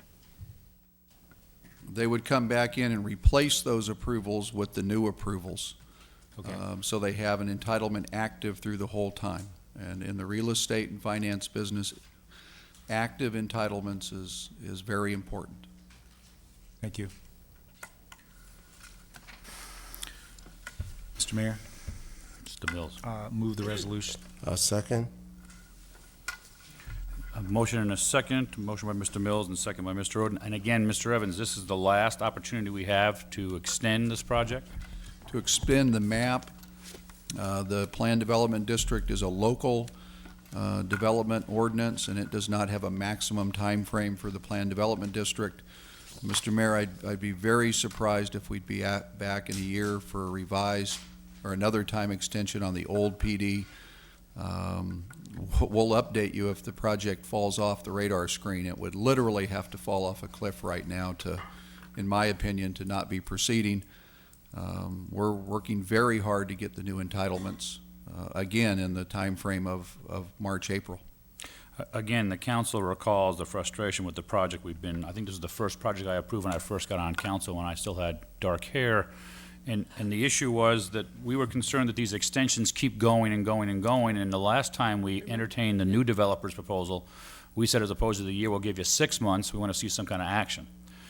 Because you get a year and you wait a while and you feel like you got some time and it doesn't put pressure on it. We put the last guys through a bit of a hoop within a 6-month frame, and they performed, and then, of course, met up with further extensions after the fact. And I'm wondering if, in fact, that same philosophy holds true this year, or do you feel as though the 1 year is adequate? I just want to, again, express the history of the last extension. We did limit it to 6 because we want the project to go forward. We don't want to lose the entitlements, but we have to put some kind of pressure on the developer to move forward because we keep on extending and extending and extending. And some of the concerns we had was, if this project can't be built, maybe it's not the right project for the location. And now we are a year and a half later, and we're at the same juncture. So, Mr. Evans, if you could entertain some comments, I'd appreciate it. Yes, I think the council was 100% on track. This development team has said the original project is the wrong project for this location. They're proposing a project that will add almost 100 residential units that will be a single-family home type product. They brought in a national home builder. The previous developer never brought in an actual builder. They were trying to do an entitlement and then go out and market the entitlement. This group is actually working with a home builder right now. And then they've taken a look at the different product in the multifamily and hotel. And you know, we all know the toughest land use to actually get built is a hotel. So they're taking a look at that area to have a range of different types of land uses, so there's some fallback positions to really gauge the marketplace as this project builds out over a number of years. I never talked about construction date with the other group. I talked entitlement date, and there's normally a big difference when somebody's shooting for construction date. And as the council recognized, it is a new and different proposal that we're working on, dramatically different. Okay. I know you're thinking what I'm thinking. The last time we did this, we said, we really, really mean this now. But with a year, I mean, with the map going away, there's no alternative. Their timeline's it's gonna burn up. Have to do something. They've got to do something within the year. Yeah. All right, with that, I have a problem. I haven't got a problem doing the year, because in a year, it's gone. Right. It's gone. The map's gone. Right? Right. Yes, sir. Okay. Call for the question. Okay. All those in favor say aye.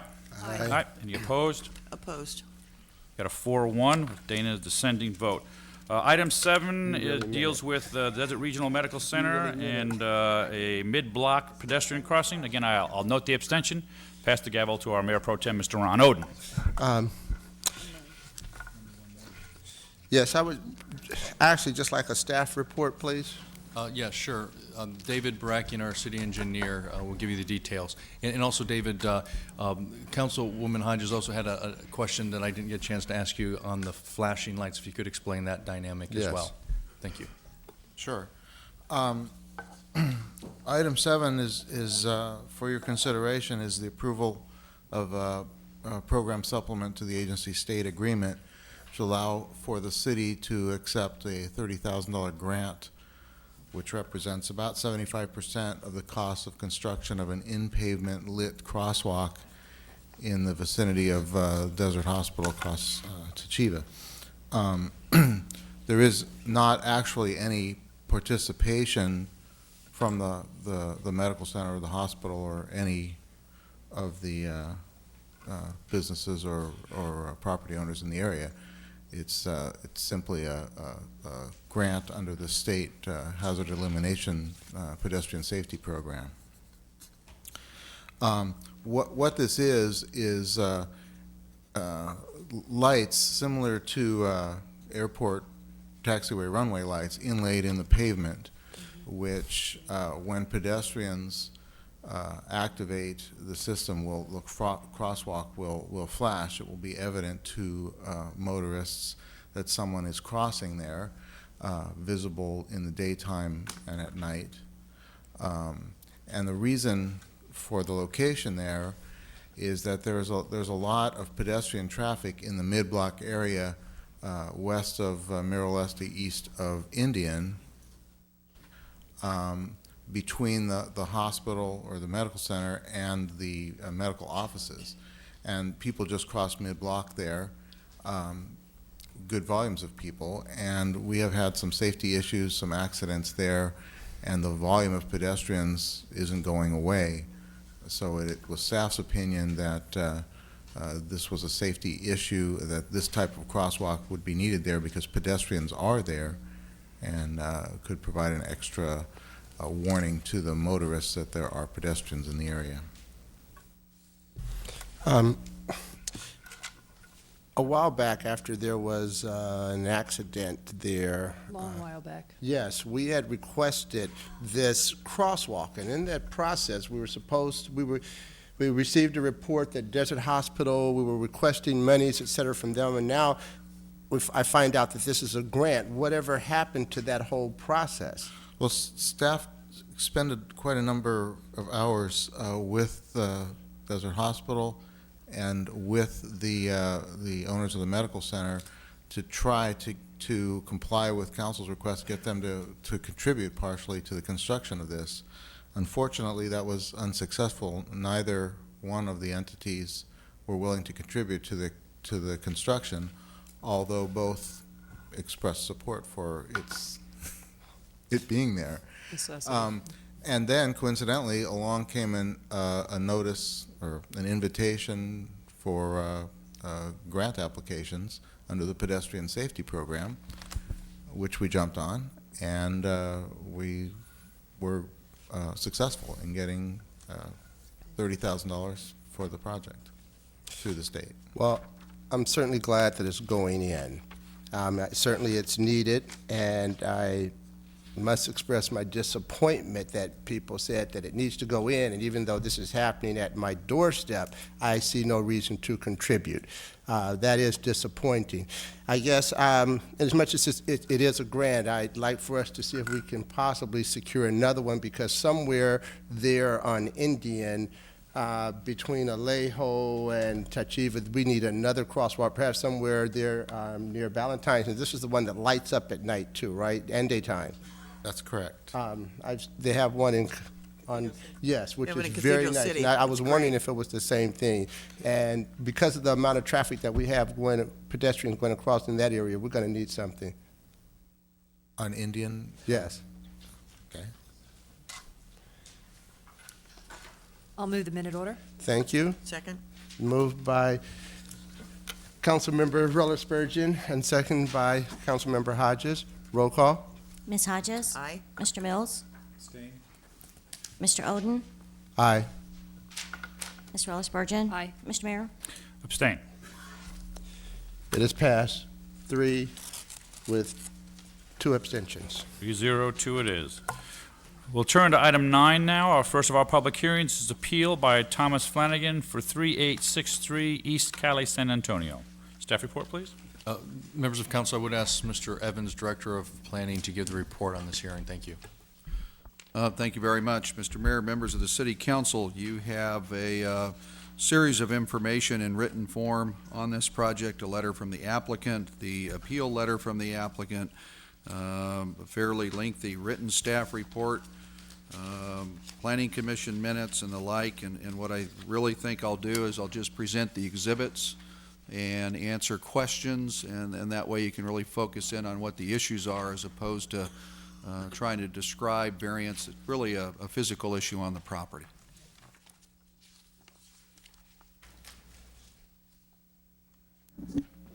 The Planning Commission at their public hearing did approve 2 of the 3 variance requests for the property, and it want to make it very clear, all of these structures that we're talking about were built by prior owners. The current owners purchased the property with all of these physical improvements on site, so they're not something that the current applicant and property owner actually constructed. In the rear yard, there's an existing little covered patio. It has a 7.5 foot setback. It's existing. The Planning Commission approved the 7.5 foot setback and felt that that structure, subject to it getting all the permits and being inspected, is fine. The Planning Commission also looked at an existing den area with a bath and a closet. It originally was a garage. It was converted without permits, and the Planning Commission approved the conversion or the deletion of the covered parking requirement in that particular area. The item that was subject to the appeal is the covered workshop that's in this location on the property. It basically is a structure that's attached to the building. It's kind of a shed roof design that then comes over and sits on top of the 6 foot high garden wall that's right on the property line with the other property. The photographs of the site, here's the existing garage that the commission approved the conversion of. Here's the workshop. It has a garage door on it. Again, it's connected to the main structure, comes over, and you can see sets right on the property line wall. Another picture of that structure from inside. This is the wall of the house. Here's the structure, sets on top of the wall, and then there's the wall right on the property line. The Planning Commission has reviewed a number of requests to permit this type of structure under variances in other zones. The Planning Commission has consistently held firm that they would consider, with findings and facts to support, a 3-foot setback off of the property line for structures like this. And the reason is, if it's set back from 3 feet from the property line, the type of construction can be traditional construction in that area. If it's any closer than 3 feet to the property line, or it's right on a property line, all of that material needs to be non-combustible, needs to be basically a 1-hour wall on the property line, and the Planning Commission has just felt that putting structures right on property lines, especially right on top of property line walls, is really not an appropriate setback in a residential neighborhood. The Commission approved this structure, but basically said it has to be reconstructed. They'd have to put in new posts and columns and support, and keep it at the 3-foot mark.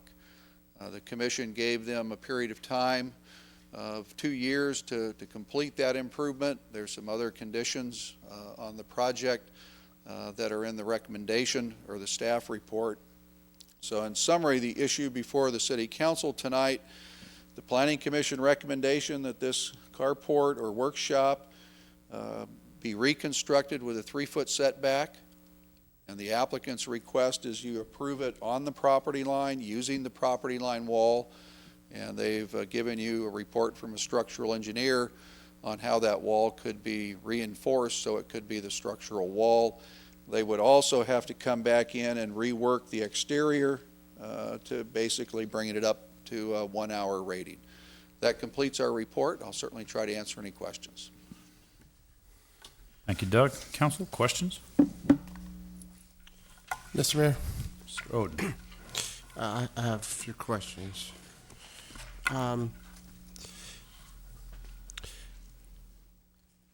The current owner purchased the home with these modifications. That appears to be the case according to the owner, the neighbors. How long ago? The applicant will testify. I don't recall when he purchased the property, but it's been a long time. Applicant. The applicant's here, and he'll respond to that during the public hearing. Okay.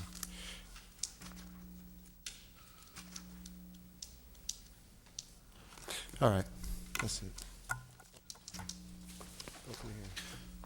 Doug, this is a substandard lot for R1D. Yes, it is, Mr. Mayor. It's substandard in lot area and width and depth. And those were the findings the commission made for the variances that they did approve and the modified variance that they also approved that's subject to the appeal. What are the setbacks requirements for R1D? I believe it's a 15-foot rear yard and a 10-foot rear yard. Let me double check my report, Mr. Mayor. It's inside. Yeah. It'd be 10% of the lot width on the side yard. That's 75 foot wide, so it'd be 7.5. And then I believe the rear yard setback, I'm not sure I put it in, is originally when the house was built, there was a requirement of a 10-foot rear yard. Goes to show how much work we do in the R1D zone. Yeah. I believe the setback in the rear yard is either 12 or 15 feet. What's the requirement for parking? Under Two parking structures and garage? 2 covered parking spaces, either garage or carport.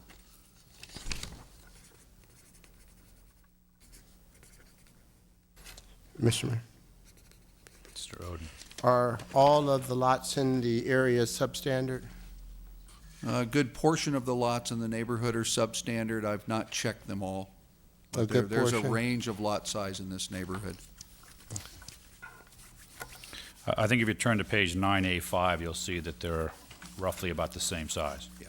They're 75-85s, as I recall, with very few exceptions shy of the sloping street configurations. When Avenida Evelita turns, you'll see it down there where the word site is. You'll see some of those corner lots are a little larger, but 75-85 is pretty much standard. Yes, Mr. Mayor? Mr.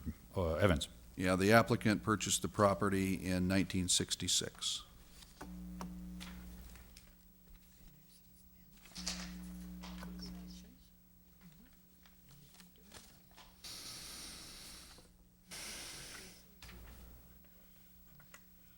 Okay. Council, any additional questions before we open the public hearing? Mr. Mayor? Mr. Mills? I wonder if Mr. Evans could comment on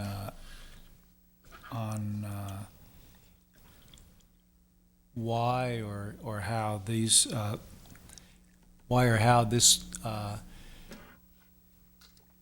particular owner was cited, if that's the case?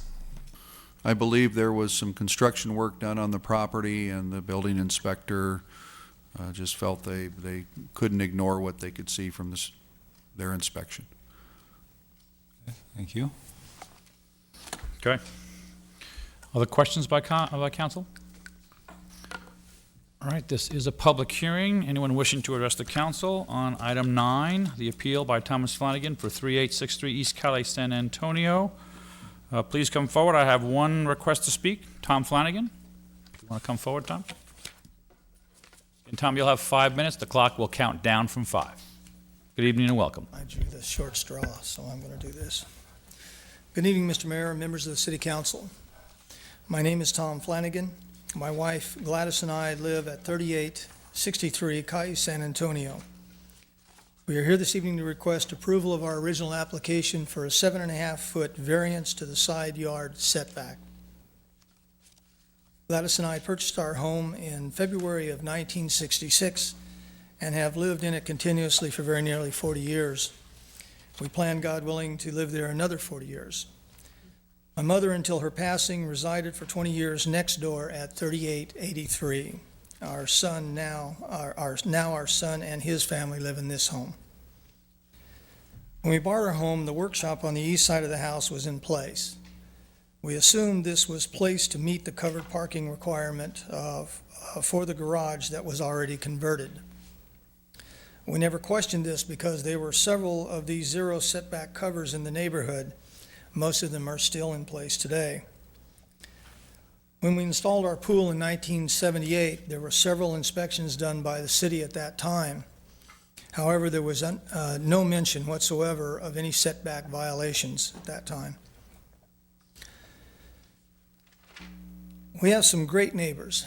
However, in recent years, there's been an influx of renters into the neighborhood, and in some instances, this is okay. In some instances, this is not so good.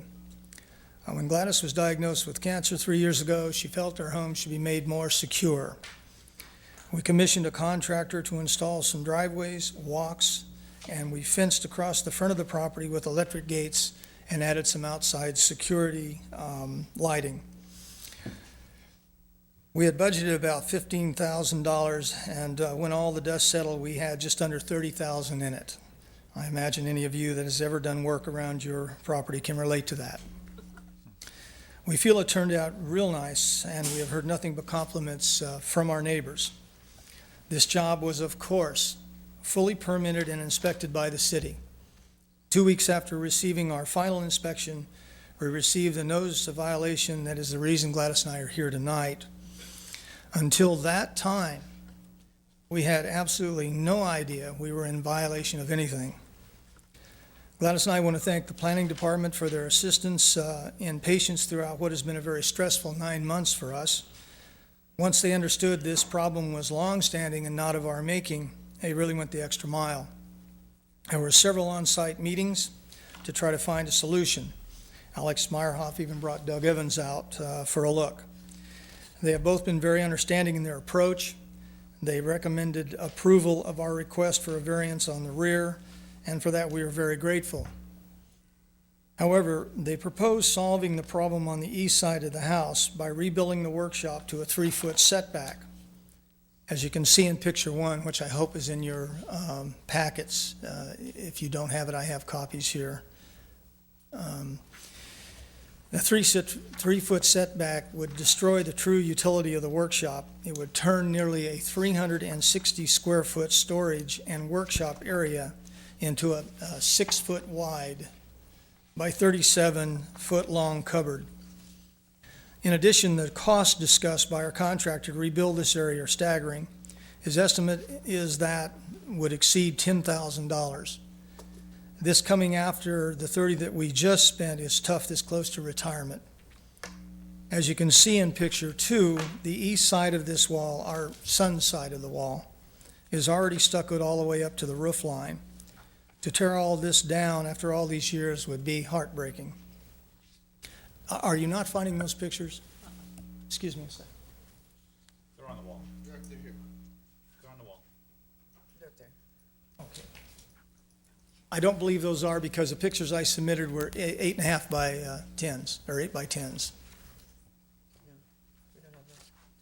Here, Patricia, I'm sorry. Tom, why don't you continue your comments, and then we'll do the fill-out photographs. You're on time. Yes, no, the pictures are in there, down further. There you go. The Planning Commission concurred with staff primarily because of staff's contention that the block wall would not hold the weight of the roof, and therefore the structure must be torn down. Staff's practical suggestion was that if it must be torn down because of structural inadequacy, then rebuilding it to a 3-foot setback should be no problem.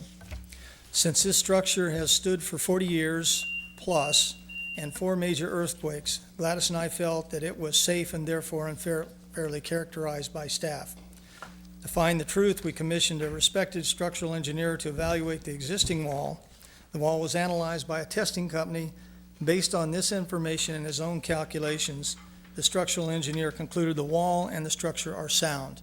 And that's covered in page 2 of the engineer's report in your packet. Tom, I'm going to ask you to come to close. What has been there for nearly 40 years has harmed no one. And not once in all this time has anyone complained. In fact, every single adjacent neighbor has signed a letter in support. And the department has not received one negative comment. We have read and understand, let me skip down to here. What's there now looks good, and what's there now can easily be brought to code. No one in the neighborhood is complaining about this workshop. As staff report states, there are others existing in the neighborhood. And Mr. Evans has stated that the granting of this variance will not set a precedent. We just keep saying to ourselves, it has been there for nearly 40 years. We therefore respectfully request for approval of our original application for a 7.5-foot variance to the side yard setback, and we're asking you to please help us find a practical solution to this problem. And we thank you for letting us run a little over, and I'll be glad to answer any questions. Thank you, sir. Anyone else wishing to address the council during this public hearing? Thank you. Very good. Seeing no one, we'll close the public hearing. Turn to council for direction. Council, questions, comments? Mr. Mayor. Mr. Mayor. Mr. Oden. I want to go through, first of all, some information here and ask a few questions. This process was initiated approximately 2 weeks after the construction. Mr. Flanagan, just want to be clear on this point. This process was initiated approximately 2 weeks after your remodel work was completed? That's correct. Nothing was said before that time? No, sir. Not until we received that notice did we have any idea we were in any violation. Okay, thank you. Thank you very much. I have a question for staff.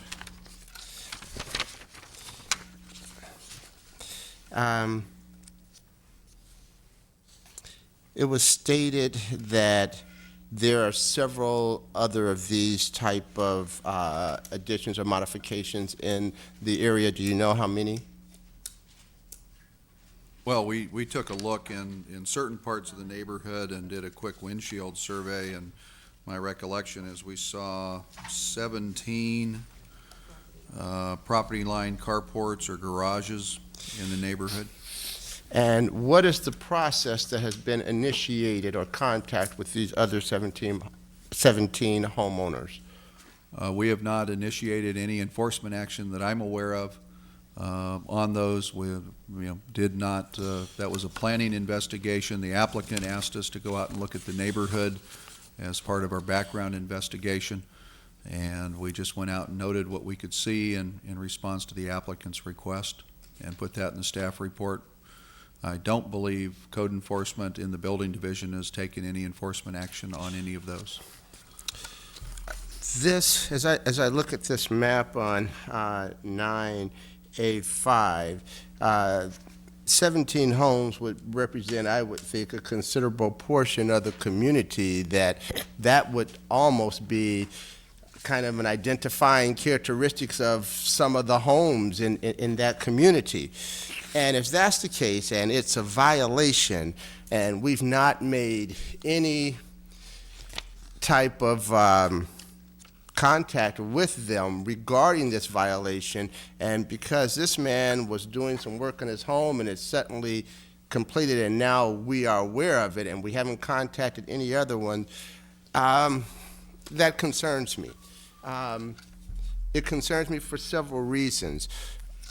I think, especially when a community has been in existence this long, that certain things happen that become characteristic and part of the community.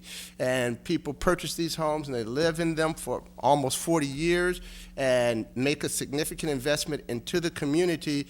And when they're about to retire, we say, you've got to do additional work on your home, which creates a hardship.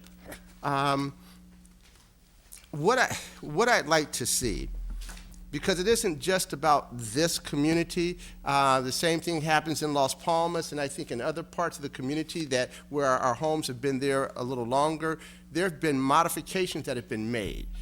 I think what I'd like to see is perhaps a survey about those types of things, as long as they are not safety issues. If it's a safety issue, then I can understand it. But if it's a modification that we've simply overlooked for 40 years, and now we come in telling people, you can't have your home this way, I mean, how do you do it? Especially when the neighbors are all family members who could care less about this. If it was someone, I mean, nothing from the neighbors, it seems like this has becoming an issue between our constituents and us, and I don't think that really needs to happen. I guess what I'm saying is that I'd like to see, because it appears that the planning, building department, code enforcement has this information about all of our communities, then perhaps it's time for us to say, okay, what's unique about these communities? Go in, and the things that are existing, if they are to code, then they need to be approved, and if they are not, they need to be brought up to code. And the uniqueness of our communities that we've allowed to develop, and we haven't said anything about it, then those are that's our community. I mean, I think it's just unfair at this point to go in and start telling people they have to tear down a part of their home.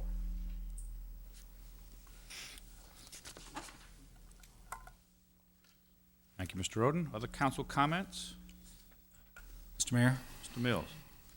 Along the lines that Mr. Oden was going, this has been a problem from, having been on the Planning Commission for 10 years, over about a 15-year span. There's been several of these, and I think the first thing that the planning department does is Doug pulls out that 1928 aerial photo and to determine if indeed it was prior to a certain date, or if this owner was the one that did it, or to try and establish a date as to when it was done. And I think that's the right approach to give the governing body, in whichever case it is, an understanding of how this happened, when it happened, and why it happened, and to avoid bootlegging and that type of thing by especially the current property owner or a recent property owner. But as Mr. Oden stated, and as I know Mr. Evans knows, and as I'm sure code enforcement knows, this is all over the entire city. I mean, I can stand in my backyard and count 3 of them. So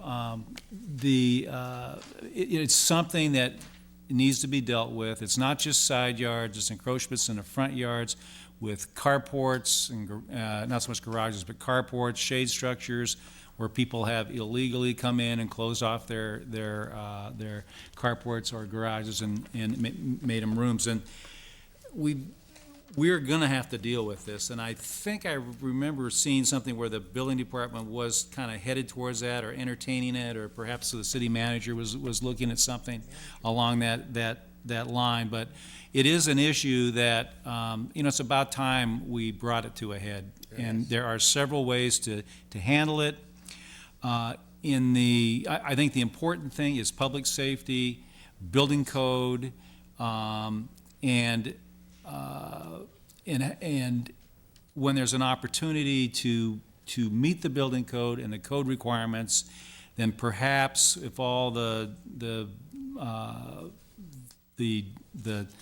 ducks are lined up in the right row, that maybe there's an opportunity to approve a variance in that case. That's very difficult. It will be a very, very messy thing, very emotional thing, and I don't really know exactly how to do it. But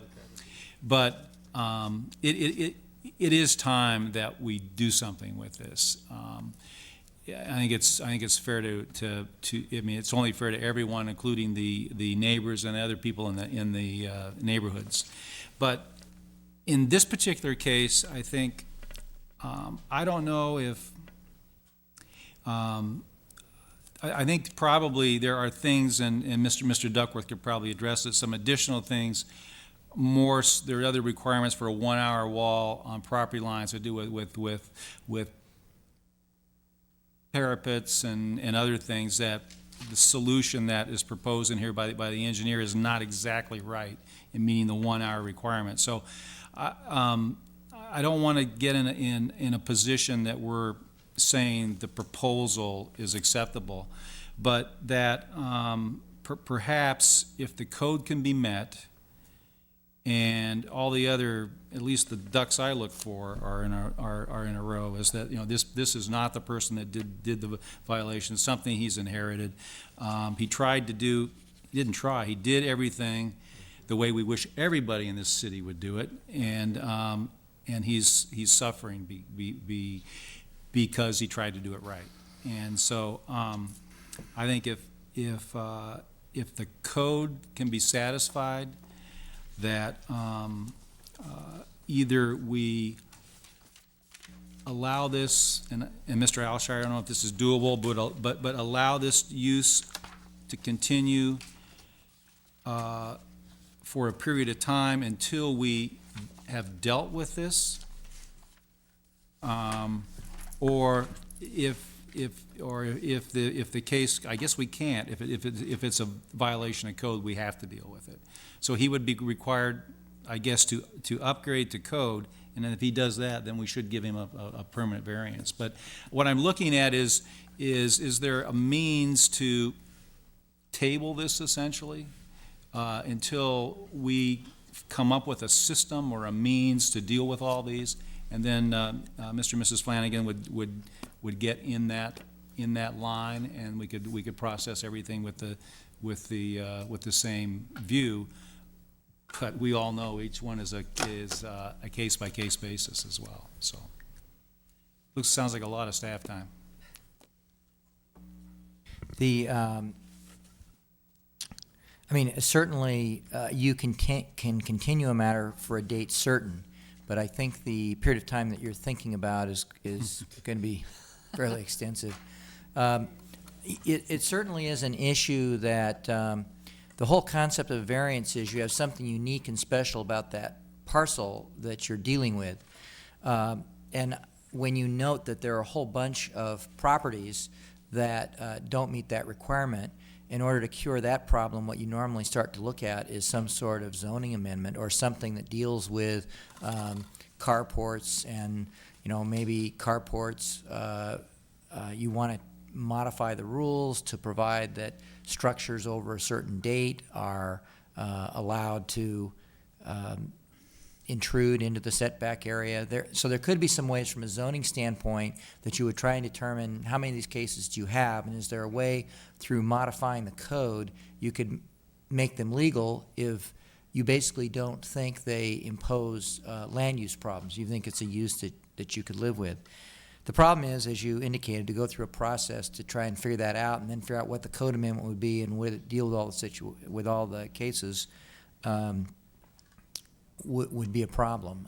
It's obviously not a short-term fix. I suppose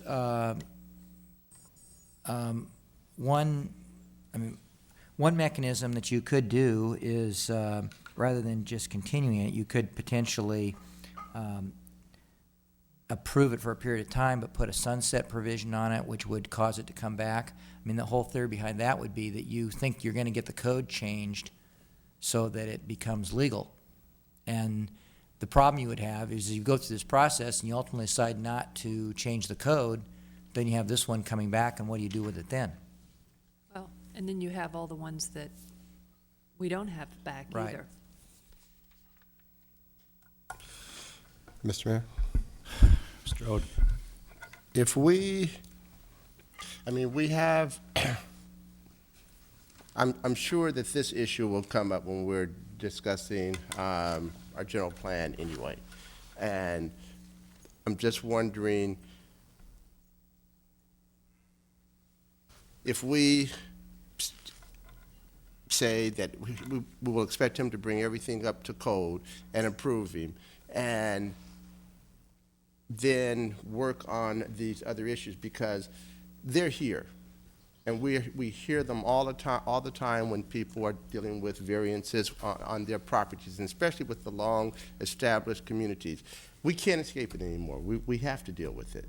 So I don't see taking this situation and tying it with the whole city project that we know we have to do anyway.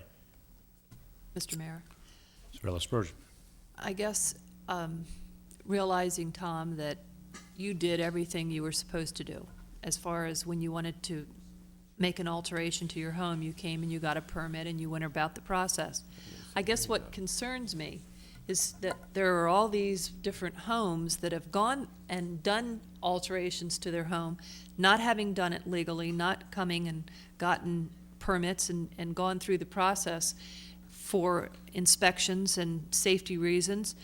And now, if you let someone go, what have you done? You've set a precedence, and then it shows that people are obviously afraid to come to the city for permits, because if they've inherited one, they're not going to want to come when they make an alteration or want to make an alteration because of the fear of they're going to have to tear down what's been there for years. So it's kind of a ongoing problem. Doug, let me get clarification. The structure to the side yard that rests on the property line wall, was that a permitted structure? That the permit pulled on that? No. No. It was built without a permit, and in looking at the history of the city, the stages that we go through, the first thing we try to determine, was it built with a permit? If we can't find a permit, we then look at the age of the structure and find out if it could have been legal at that time that it was built. And at no time could you build a zero property line structure in this zone in the history of the city. So, there's no way it could have been legal at any time, even if they come in and ask for a permit. The Planning Commission, as Councilman Mills indicated, has looked at a lot of these.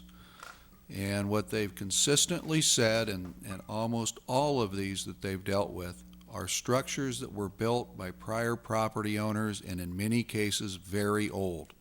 The Commission has been very consistent, and they've said, we really don't want to have firewalls and parapets on property lines in our residential neighborhoods. And that's why they've always come back to the 3-foot mark and said, we'll help you out, but we really don't think that the community standard, it certainly isn't in any zone that's zoned residential, even multifamily, unless you do a zero lot line condominium type development or a townhouse. We just don't have situations in our single family areas where we've ever permitted zero lot line. We did look at this issue a while back. Councilman Oden was a property on Buena Vista. It was old structures. There were unpermitted structures all over the property. And we talked about doing an amnesty ordinance or some way for people to come in and apply for permits. And we talked to the Planning Commission about it. We looked at it. We showed them a whole bunch of those types of conditions that we were aware of.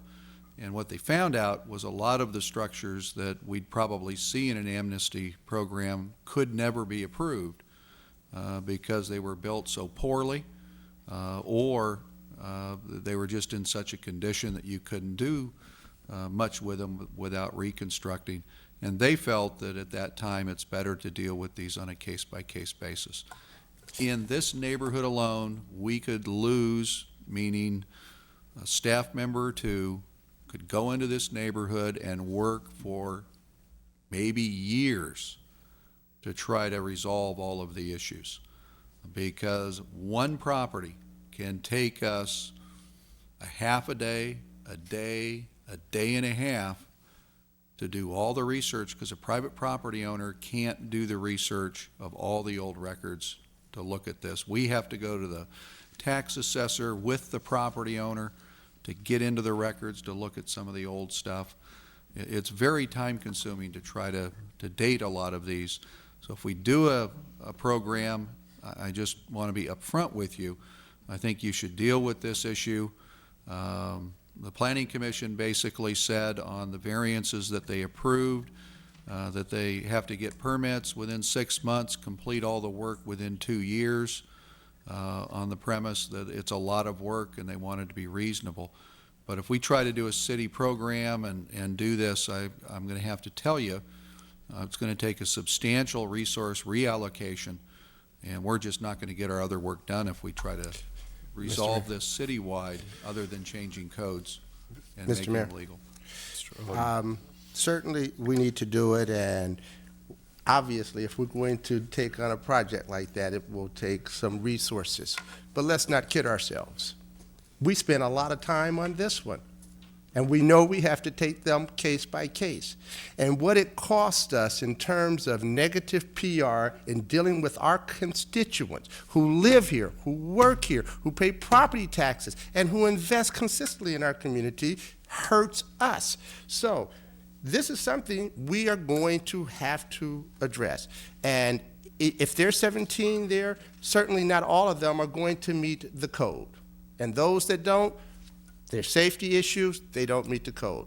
But those that can, I think we need to look at how we can help the people who have been helping us, rather than taking an oppositional position. I'm going to suggest to you that none of us want to do anything to hurt our residents. We're always trying to find ways to provide you all the freedoms you can get. And we have evidence of that happening just last meeting when we dealt with the horse carriage. Make these guys successful, find ways to make it happen, you know, so on and so forth. Lots of discussion about trying to help and facilitate, and that's how this council has operated. But I want to turn the council and the staff's attention back to a similar situation on Mesquite Avenue about a year ago when a guy had a house, a structure he built, beautiful structure, gorgeous tile, grouted, unbelievably well built, in complete violation of the code. And at that point, the staff report had key findings that were required by law. We had to have those findings in order to issue the variance, because those findings are established so you don't have selective enforcement. You must meet the criteria, and then it's like, well, you meet the criteria, the variance is granted. And I did not see the key criteria here, and I can't recall specificity of them, but I can't see, based on what I do recall, how this would allow us, permit us, to issue the variance. So I'm not even certain we can do it. Two, on the issue of, we talk about safety and building codes, The reality is, the little bit that I recall from the industry that I practiced in years ago, I don't know how this could, in fact, as it's currently constructed, abide by code, both on building code and, for that matter, on fire code.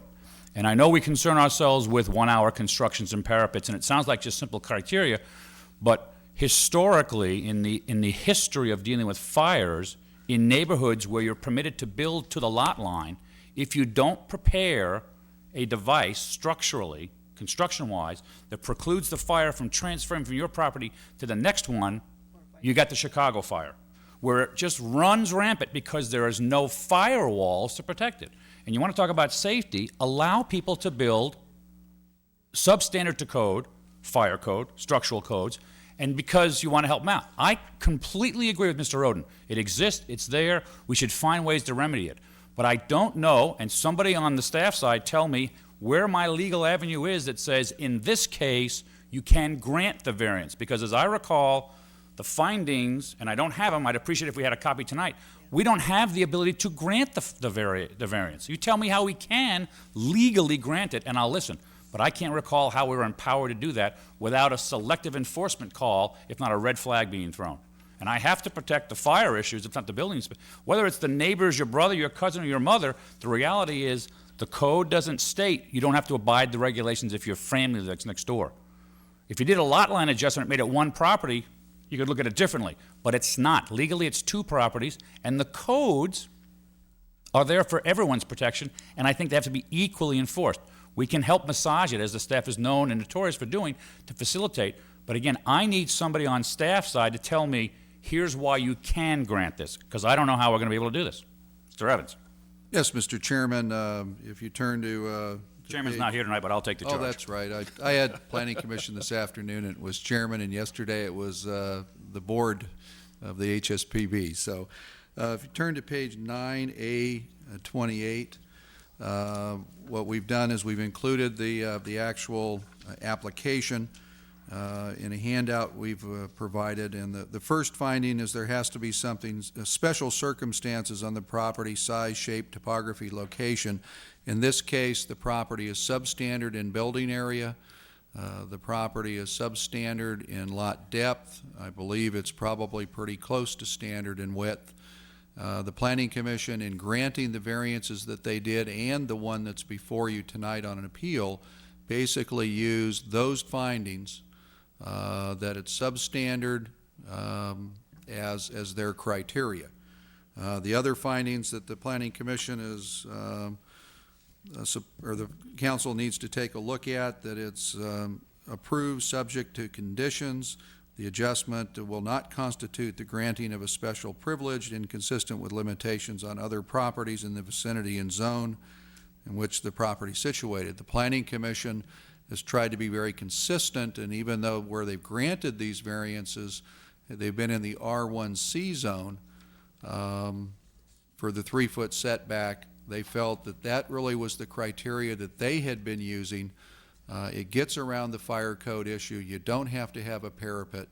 And I think the mayor is right that when Mr. Flanagan applies for a building permit, not only does he have to deal with the structural issue, which he's giving you a structural engineering issue, he has to come back in and meet all the other codes, and he's going to have to physically reconstruct a good portion of the edge of this carport to meet all the codes. And the Planning Commission basically said, as you start doing that, now you're altering it, pull it back to the 3 feet so that we don't have that parapet condition and all the other things, and whether you can support it and cut it off or you have to reconstruct it.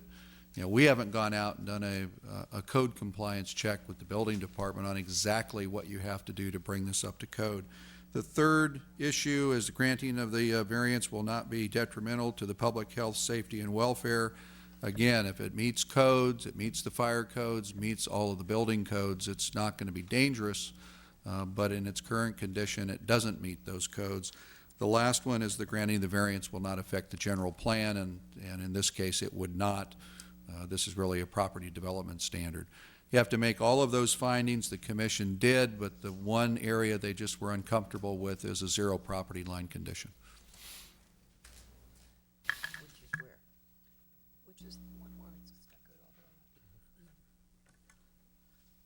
But, I understand that, but all of these criteria are met, but it's the setback that doesn't comply. So if we want to issue a variance, they meet the variance requirements, is that correct? If you impose conditions to make sure it's a safe structure and they get all their permits, will not be unsafe, and the difference is really the artful decision-making of hearing all the testimony and saying, is it a 0 setback variance, is it a 3-foot setback? In the commission's judgment, it was 3. The council has the discretion to go down to 0. In my tenure with the city, it will be the first time that's occurred that I can recall in a single-family residential zone. Mr. Oden. But if we go down to 0, it can only be done if those standards are met. They're gonna have to submit plans. We're gonna have to inspect it, and I'm not sure how much of the carport has to be modified. And then the question is, if they have to basically pull it down and reconstruct it, does the variance still apply? If you want us to do a detailed code check, we could. I'd just suggest that if you're comfortable with the 0 lot line condition, you approve it subject to 0 lot line, require them to meet all the codes and get a building permit and all the inspections, and we'll take a look. And if it comes down completely because of the way it's constructed, we'll probably sit down with the city attorney and Mr. Flanagan. We might have to come back and report as to that, because normally when a structure's in a setback and it comes down, you can't replace it. And that's what happened in the Mesquite Avenue issue. They took the structure down, rebuilt it, with staff standing on site saying, don't rebuild it, and they went right ahead and rebuilt it. Well, also, one of the key differences is that this is something that's taking place throughout this community. You're not talking about one particular property as opposed to the other one, which was an individual who simply built this structure. Yeah. This is an identifying characteristic of this community, one of them. Well, if I could just say that the first condition, it's ultimately, it's not for staff to make a legal conclusion on item 1 as to whether that condition is being met. That's what the conclusion you have to make as the hearing body. And again, how that reads is the special circumstances applicable to the subject property, including size, shape, topography, location, or surroundings, and the strict application of zoning ordinance would deprive the subject property of privileges enjoyed by other properties in the vicinity under identical zoning. So you would basically, to make that finding, you would be concluding that other properties are able to fit in this type of a structure within the legal zoning requirements, but because of special requirements here, the only way this property can get that structure in is to intrude into the setback area. And so it's not a special privilege because everybody else is able to do the same thing. And so where you go with that is, if that's true in this circumstance, then you're potentially saying that that would also be true in other circumstances involving this property within this zoning district. So what you're saying is, we're saying it's okay to have a 0 lot line. In effect, unless you clearly identify what is the special circumstance about this piece of property that doesn't apply to any other piece of property, if you can't identify that special circumstance and you go to the 0 lot line, you have to remember now the next person that comes along, you can't have special privileges for this property. So that's the problem with the variance, because if there aren't truly special circumstances, then it becomes a special privilege unless everybody else gets to do the same thing. Mr. Mayor. Mr. Oden. We have properties in this city that have a 0 lot line, encroachments into the public right-of-way, where their roof line comes all the way to the curb. Now, we certainly aren't saying that that's okay for every property in the city, but we do have some that have that. Right. And it adds flavor and diversity to our city. Well, if it's okay to have zero lot line, then why don't you change the rules so everybody can do it? Exactly. How does it, if it adds flavor, why doesn't it add flavor for everybody? Well, the fact is, we have it and it adds flavor to our community. It doesn't mean that everyone has to do it. There isn't anything that everyone does. It's really a circumstance of how all those situations were created.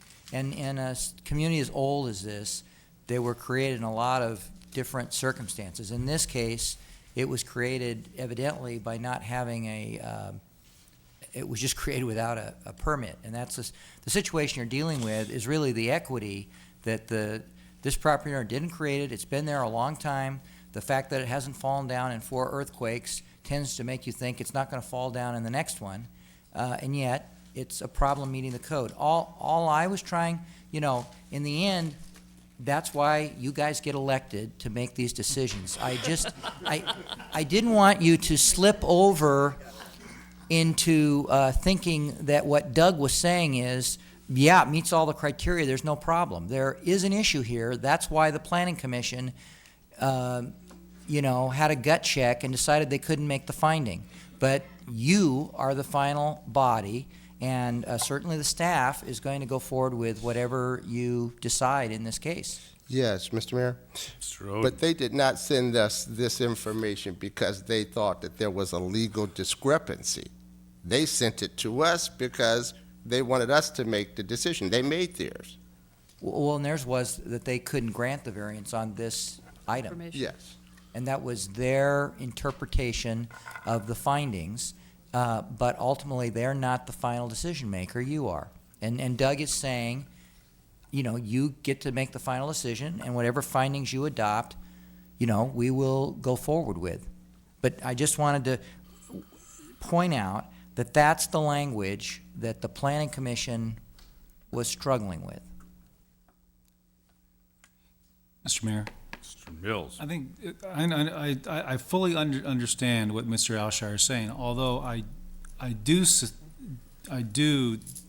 think that because we look at these as on a case-by-case basis, that all the particulars that have been involved in this project are not going to apply to the bulk of the violations that we may find, based on time, based on whether or not they meet fire code. I mean, there'll be other things that just are not going to be exactly the same issue that they may not apply. The biggest problem I have here is that if this is, it's real different sitting as a planning commissioner versus a city councilman on issues like this, and you're you know what I mean. You're looking at a situation where you are essentially encouraging people not to get building permits, and because the building department is going to come out and they're going to spot something that whether you did it or the guy 50 years ago did it, you're going to get stuck with it. And it's unreasonable to expect the building department to walk around with blinders on as well. I mean, when they're charged to maintain the health and safety of the buildings in the city. So it is a difficult situation, and what I might pose is that this circumstance is a little bit different in that because of the adjoining property owner on this, there could conceivably be an easement onto the adjacent piece of property, not a lot line adjustment, but an easement of the 3 feet that would allow that would allow us to to meet what we've done in the past. And I don't know if that's feasible with Mr. Flanagan and Mr. and Mrs. Flanagan and their son or not, but it's not a property line adjustment, which if it were, it would put him it would put his son in the same position, but an easement to where neighbor could not build in that property, and it could be purely an easement that, that to the Flanagan's property, but they would not necessarily have any right to go on it. I mean, I've seen these things before, they're really strange, but it legally solves a problem, takes us a little bit off the hook here, in that it does create a way for us to maintain that 3 feet. Mr. Mills, I asked Mr. Flanagan that very same question, and I know there was an answer for it. You want to? Mr. Mayor? Thank you. The question was put to me a little bit differently at the Planning Commission meeting, but it was a lot line adjustment, and my son's carport comes over to where that would not be possible. The easement is possible, and our attorney is Jim Sleck, and he'd be delighted to spend some of my money to make that happen, if that's a solution to this. I'm sorry you guys are struggling so hard with this. I really am. Thank you, Tom. Thank you. Mr. Mayor? Mr. Oden. I like Mr. Mills' suggestion, and if that will assist us in meeting the conditions, then so moved. Is the motion clear? Maybe you can rephrase it, Mr. Mills, so that all of us who are going to cast our Well, I think votes what understand it. What I might suggest, because we don't have any resolution here approving the variance, what we might do is put on the consent calendar at your next meeting a resolution that would have findings approving the variance, and including as a condition that the property obtain a no-build easement, I guess for 3 feet is what you're suggesting on the adjacent parcel. So that could be a condition of the approval, if that's.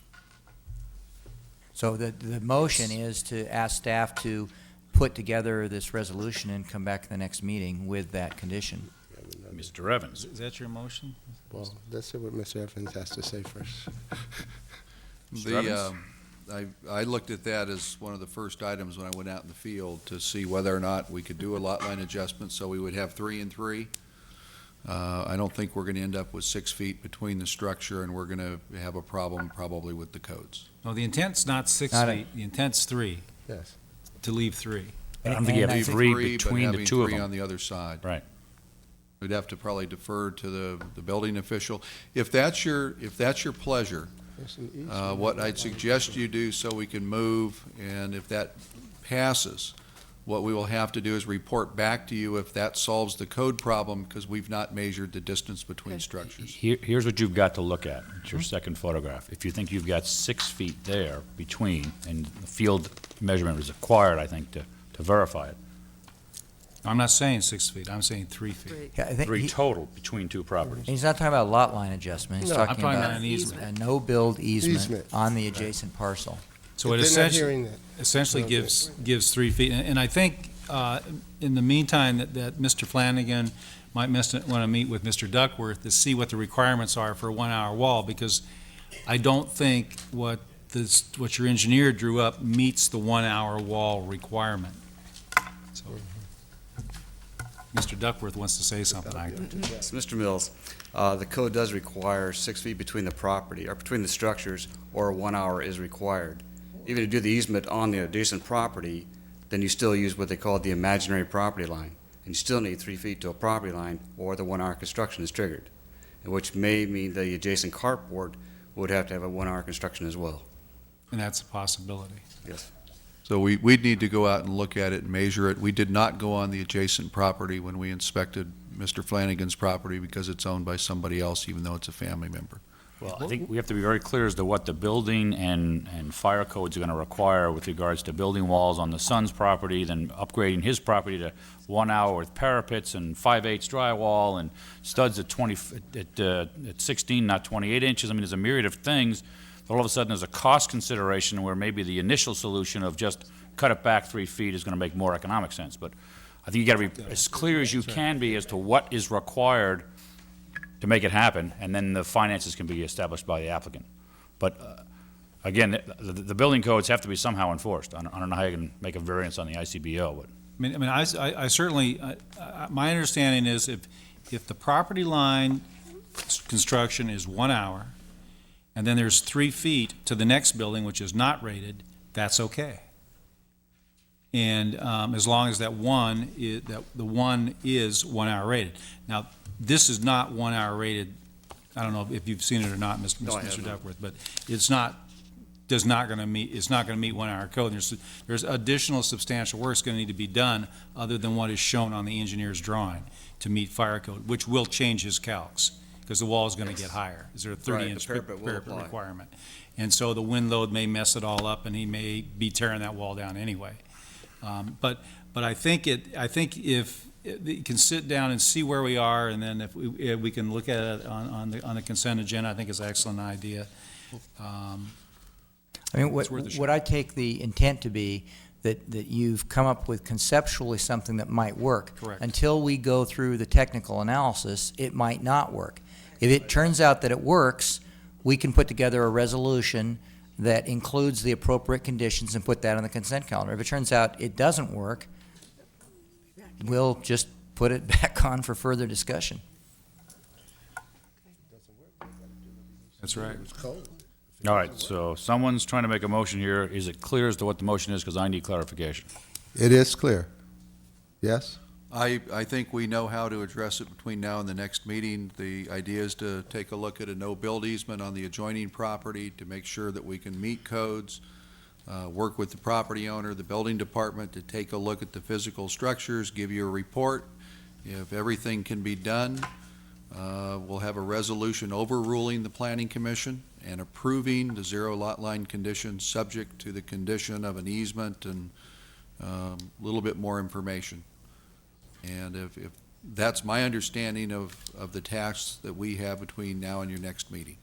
So you're asking to continue this to find out whether you can, in fact, have enough code compliance that enables us to override. And if we can, we'll. Direction is not to override, nor to take a position. It's to go out and find out if this is possible. Well, no, what I understood is you're asking us to do it meeting those conditions, and we would prepare that and come back, and the resolution, you're not overruling tonight.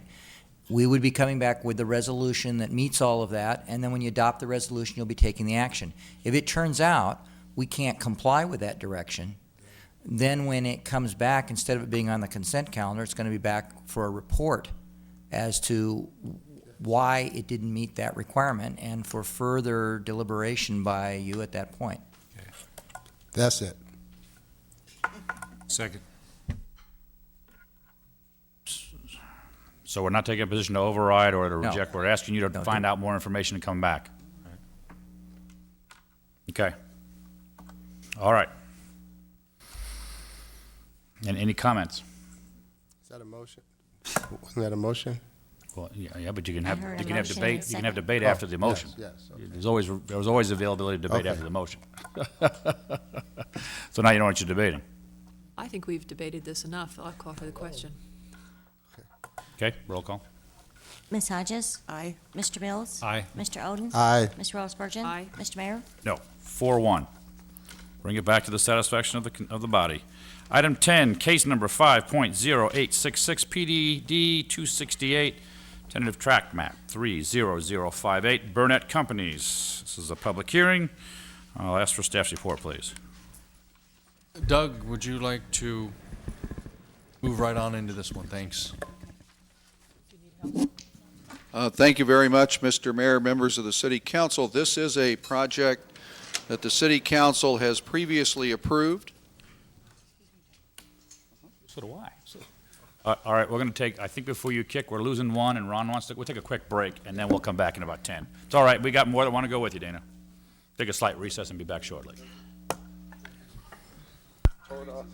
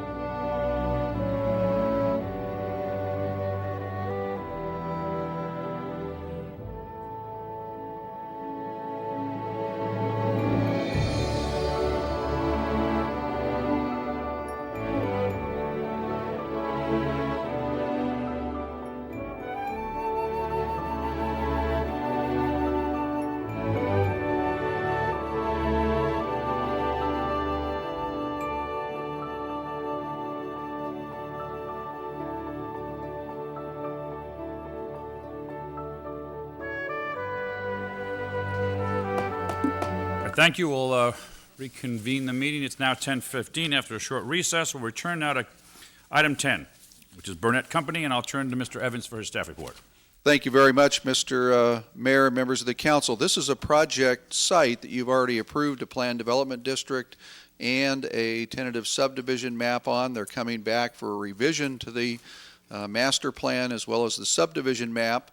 There's been some development with regards to a new development that would come into this particular location. Would be an active seniors project, 55 years and over. They are going to pick up the Burnett West property that we've referred to that's part of the city transaction. They would pick up the Burnett East property, and they may pick up some property in the future, but that's not before us, or it's not even being reviewed by staff at this point. The subject property is at the north end of Sunrise Way. It's opposite Coyote Run in here, in this area, and then the Burnett West property would come in at this location, which is this point. What they'd like to do is a fairly simple revision. Originally, the map had a roadway connecting through here. It's shown up here, and they had houses on both sides of that roadway. They'd like to create a larger open space lot for a larger project, so they'd have a clubhouse and activities for this site as well as this site in this area. Some possibility that maybe in the future it could tie into the golf course, but that's only a future issue. The Planning Commission was concerned that when you take out that roadway connection, you really start to possibly overload this area. They debated the issue of a gate or no gate. They locked up 3-3. We needed our 7th member that day. They stayed 3-3 with a gate, without a gate, and finally voted 5-1 to just move this up to the council, recommending that there be no gate. So the staff recommended approval of the project originally as designed. The commission removed the gate. That's our staff report. All the other property development standards, setbacks, all those things remain as they were previously approved. So it's really an issue of change of roadway, increased open space, and the only live issue coming out of the commission that the applicant would like you to reconsider is allow the active senior project to have a gate in that location. That completes our report. Thank you, Mr. Evans. Council, any question on staff's report? Mr. Mayor, just one. Doug, on the bottom of that road, at the bottom of the map, is that also an in and out, or is there only one access into the Down in this property? location? Uh-huh. This would be a joint access for Golden Sands Mobile Home Park as well as this portion of the project. So you could come in here, go all the way through, come all the way back out that way or this way. This would also be gated. Then you would have the access to Golden Sands. So we're it's got talking two about access. two gates. 2 access points and 2 gates. Doug, the only question I have is, can you address the fire department's requirement about the length of a road that's cul-de-sac and how he's managed to get that long run to the right down the Orange? Well, as long as you have 9 cul-de-sacs, you can have one that's 9 times longer than you would normally have. It's very clear. I'm just kind of curious. Yeah, it was a very simple issue. Here's the way it works. The way we took a look at this, the long cul-de-sac originally was really from that point down. It's now a little bit longer. There may be some roadway connections up this way, so there'd be some loops that if they ever acquire that property that could go that way. One, you come to this point, you have a turnaround. You come to this point, you have a turnaround. And also when we get to the very end through the DWA and a well site, we actually have an access way to bring in emergency vehicles across the golf course. And that was a key issue, was to be able to have that emergency access because it's through the easement and across the golf course. We couldn't make that a roadway for the residents to use, and that's how we did that. Fire department and engineering and planning, recognizing that this is a horseshoe to a dead end. There's no real escape from the dead end. We felt that because you have so many places that you can turn around, that it's not truly just a dead-end cul-de-sac, and then emergency-wise, we can come in from the other way. Thank you, sir. This is a public hearing. Council, any questions of staff before we open the public hearing? Very good. Seeing none at this time. Anyone wishing to address the council on item 10, case 5.0866, PDD 267, or tentative track map 30054, known as the Burnett Companies, please come forward at this time. Good evening, Mr. Mayor, members of the City Council. My name is Jason Lee. I'm with Burnett Companies. I've been here in front of you several times before and on the previous project that we approved last month. I just want to give you a little bit of history on some of the pieces that you've seen here and the pieces that you approved previously. We originally came in front of you a year ago with this parcel with the intent to develop it and go and market it. To that point right now, we have actually physically transferred the property to a public company that's represented here today to develop this into the first phase of a large master plan of active adult community. Approximately about 500 units, which Doug had shown you on that separate map. The second phase of the map is something that you approved last time on the previous calendar that I was here right before Christmas. The reason why we wanted to increase and actually remove those lots, which we've done as a reduction of lots from 238 lots down to 227, and remove that roadway, is purely to increase the recreation area. As this was being marketed originally as just a single 238 lot tentative map, and it's grown now into a master plan. The ideas and the process of what this has turned into has become there's a need for a large recreation area, and that's what the generation of this map has done, and the revision that you see in front of you. The reason for it here is there's an obvious need for a large recreation area with the amenities that are listed in the staff report. You know, very large recreation building, pool, spas, the bocce ball court, and several other recreation abilities. This is modeled after another project that this developer and this builder has done successfully in Temecula, and he's going to be here to talk to you a little bit more about that. The Planning Commission was stuck on this issue about the gates and was very firm on, like Doug said, voted twice and had 3-3 votes with and without it. Left a little bit of a confusion as to which way we were going to go. Ultimately, they asked me at the conclusion of those 3-3 votes which way I wanted to go to present to you, whether I wanted to come back to Planning Commission. I expressed to them at that point, I'm already in a deal with these guys for them to develop this, and they're anxious to start working on their final drawings. I wanted to present it to you as an option that to take this into consideration as part of the master plan, understanding that I had the condition from the last map on the west side from Planning Commission that was added to the conditions that if this did become, on the west parcel, did become an active adult community, that I was going to have gates. If it wasn't an active adult, then they would not allow gates, which I was acceptable to at Planning Commission. I presented that to them again on this map, and this time they deadlocked on that issue. So now, in light of this being a master plan community, I would have half the project having gate and half the project now the way Planning Commission's presented it without a gate. So I'm here in front of you to urge you to reconsider what Planning Commission has done and consider allowing the gates back on the original master plan so that we can then go forward and build this project out with our master builder. I'm also here to answer any of your questions. I'd like to thank staff for the help that they've had in directing us and getting this project to this far and enabling us to get this project to a point where we've sold it and the developer is very excited to begin work. So I'm here to answer any of your questions. Thank you. Very good. Thank you, sir. Thank you. Anyone else wishing to address the council during this public hearing? Good evening, sir. Come forward. I'll give you a name to the city clerk. You'll have 5 minutes. Yes, my name is Damon Gascon, and I represent K Hovnanian Communities. I'm the director of their Active Adult Housing Group, and Mr. Mayor, council members, we're very pleased to be here tonight. This is an exciting community for us. We've worked very diligently on this with the Burnett Companies over the past 3 or 4 months to come to this point. The concern that's before us tonight is really limited to the issue of gates. But rather than immediately address that, I thought what I would do is hand out to you a little bit of information about what we plan to do and why we removed that one street and how important that recreation area is. So if I could get the clerk to hand these out to everybody, you can follow along. with my presentation this evening. I'll try to keep it brief. This, as was mentioned, this will actually be our third active adult community in California. We operate under the Four Seasons brand.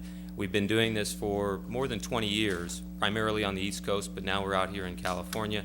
It's a market that we feel very strongly about and look forward to continue to grow. Here in Palm Springs, every one of our communities is themed as Kay Hovnanian's Four Seasons, and this one will be Kay Hovnanian's Four Seasons at Palm Springs. And this would be the acquisition of one of 3 parcels that we'll be assembling that will ultimately, we hope, will include approximately 500 homes. They will be active adult, so they will be deed restricted to those who are 55 years or better.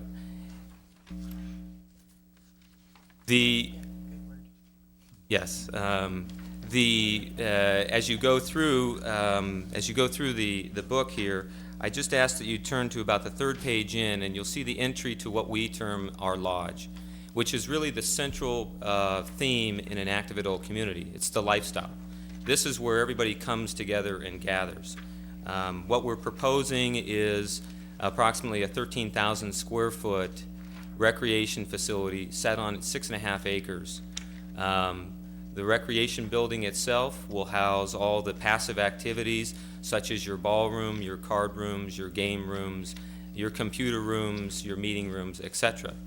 Outside the grounds, we will have more of your active uses: tennis, paddle tennis, bocce ball, croquet, and the like. So this would really be the recreation amenity for the home buyers here. We tie this all together, and you really can't see it unless you refer to the map on the wall. We tie this all together with a walking trail. We call this the East Piece that we're discussing tonight. That is all tied together with a walking trail that surrounds the golf course that all leads back to the recreation facility. Walking is the #1 activity for active seniors. And this gives the folks an opportunity to come to the recreation facility, go out, take their walk through the community, and come back to a central gathering spot. That's how we developed our design criteria, our land plan. As I mentioned, this is part of an overall master plan community. It includes both the west piece and this east piece, and potentially a piece on the north that we're not discussing tonight, but we're hopeful of acquiring. Part of that plan and part of the construction of lifestyle communities for active adults includes gates.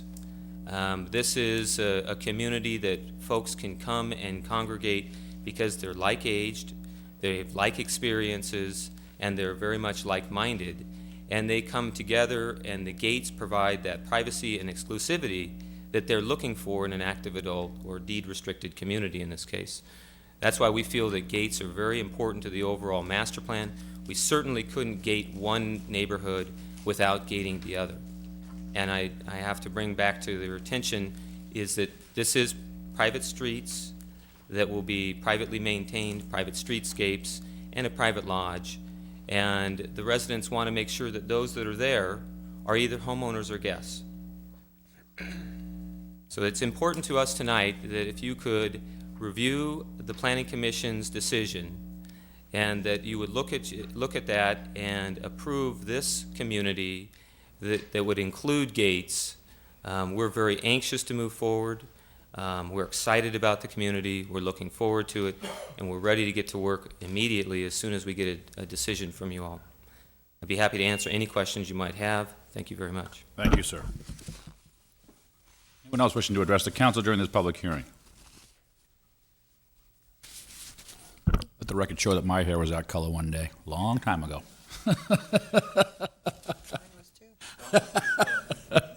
This is what you get to look forward to, okay? All right, council, what's your pleasure? Comments, questions? On the issue of the gates, I think we've discussed this before. Is there a requirement, for some reason, why we have to mandate the gate? Can't we just say, let the developer determine whether he wants gates or doesn't want gates? Does it matter to us one way or the other? As long as they provide the provisions for turnarounds and things of that nature? In most cases, that is the case and has been the traditional way the city's looked at private development. The Planning Commission has just been really focused in and discussing about what are the qualities of Palm Springs Yes. versus our down valley communities, and one of the things they think is number one attribute in our residential neighborhoods are that they're ungated. You can walk the neighborhoods, you can go and look at architecture, you can see what people do, and there's a lot of interaction. I think when they looked at the west side, they acquiesced and said if it's a active adult community, we can see the need for security. I think what they came up with on the east side is what triggered the keep it open was the fact they took that loop driveway out and they just saw that long easterly driveway that goes all the way through as coming out to one location, and they just felt uncomfortable with that. They would have preferred a little bit more circulation like the plan above, and they kind of locked up 3-3, and as the council knows, when you have even numbers, it's tough to make decisions sometimes, and the applicant said delete the gates and let me move up to the council. Staff's position is active adults, this type of project in this location, not to contradict the commission, but since they were really 3-3 on the issue, I can't offend more than 3 at a time.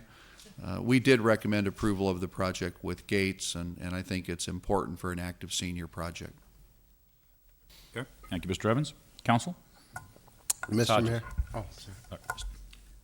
Well, I was just going to say, I agree. I think for this type of a project that I think that is essential, as much as I love having the openness of our neighborhoods, I think one thing we are missing is this type of a project in our community, and I think this is a tremendous asset. And with that, I will move the resolution, including the gates. Second.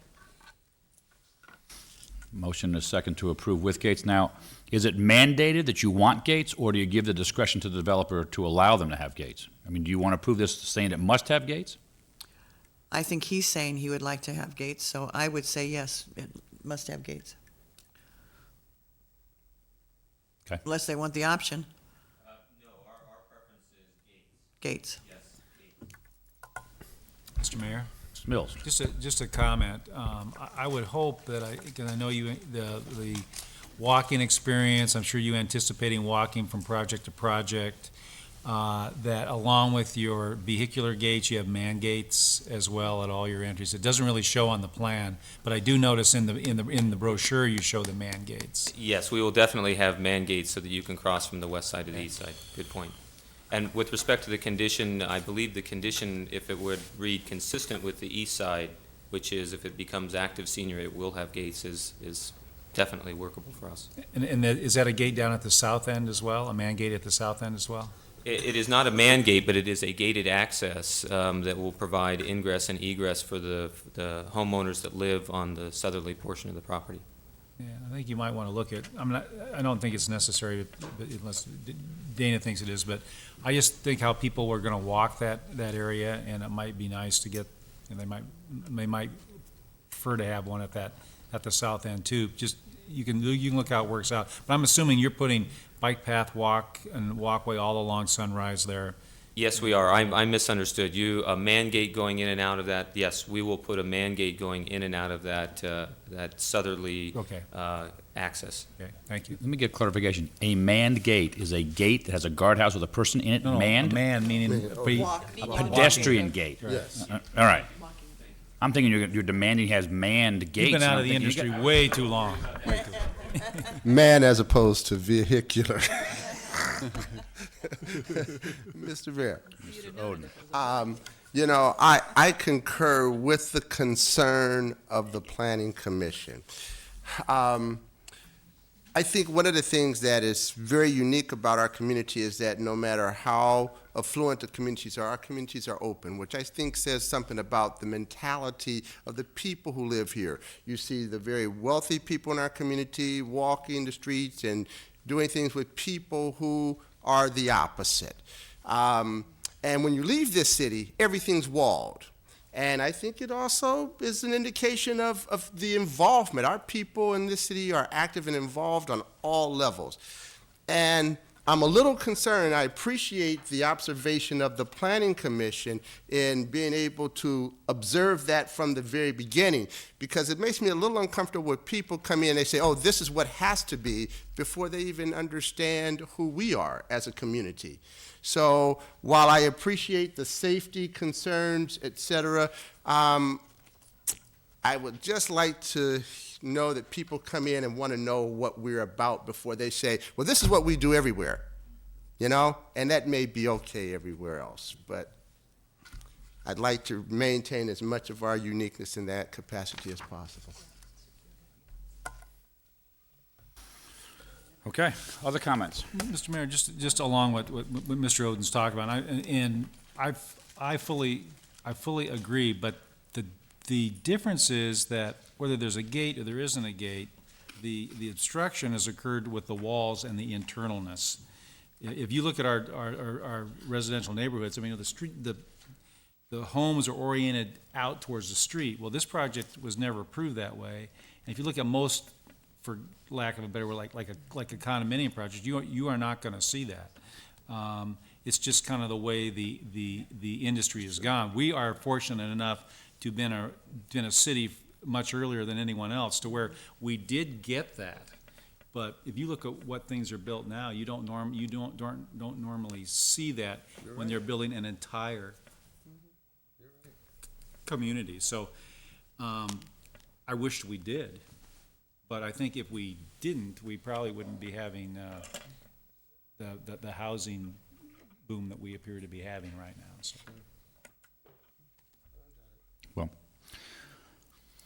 I'm in favor of the project, and I'm just letting the developer know that you can, from my standpoint, you can gate it or not gate it. It's based on what you think you can sell.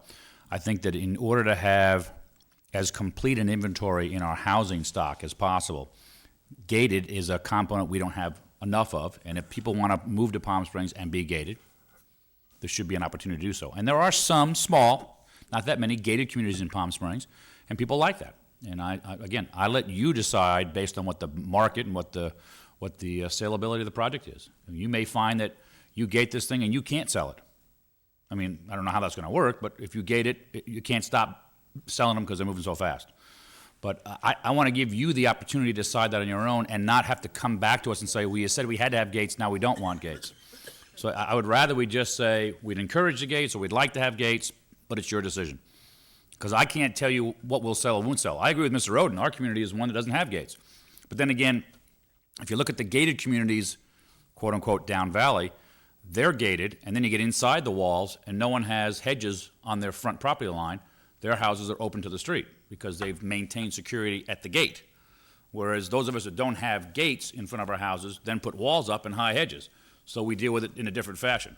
And that's not per se the rule, but it seems to be somewhat prevalent, that people tend to put high hedges and walls up around each of their properties to get their privacy security by doing it that way. But I just suggest to you that I would rather be on record by saying the project's great. If it sells gated, great. If it doesn't, your call. And let the flexibility be that of the developer and the builder. Well, Mr. Mayor, I don't have a problem with that. If you want me to change the motion to make it an option, that's fine. If it makes you more comfortable, that's... I'd appreciate that amendment. That's no problem. So we'll How's the change second feel on that? Who's the second? Jeannie? I don't care. Okay, well then it's flexible. Gated or not gated, you decide. I think what we're trying to signal to you is you guys know your business better than we do. We like what it is. The gates will provide you what you've got for marketability.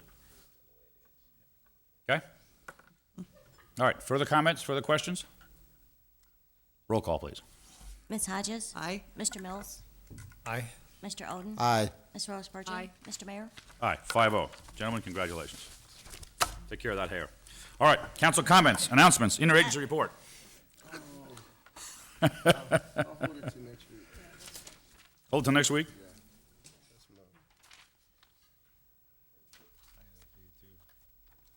I will just tell the council, based on discussions had in the past, Mr. Reddy and I will be leaving tomorrow to go to Northern California to hopefully work on prospective tenants for our downtown. Mr. Reddy will make a one-day trip up and down. I'll remain there for the weekend, but we're taking the trip that we had talked about going up to Northern California to see if we can help encourage some tenants for our downtown. So that will occur tomorrow, and we'll report out to you, obviously, at subsequent meetings. There was a meeting held on Monday with the California League of Cities. I placed in your packets for you to review. There's a joint meeting between our league and the, I believe, San Bernardino League, held here, I believe, on the 21st or 24th. Again, it's in your packet at the offices. I think tomorrow is the drop dead date. We got it Monday. If you have the ability to attend, what the league is trying to figure out is how do we, as the cities, combat the state's budget issues and how do we give direction. So they're working with a number of legislators. So if any of you can attend, including Mr. Reddy and any of his professional staff, that information is for you to take a look at. I'd encourage someone to be there. I know my calendar won't hold on that date. I'll be out of town, but it might be of interest. But beyond that, as you all know, we were at the gala on Saturday night. The Nortel Palm Springs International Film Festival had its gala, and it was absolutely extraordinary.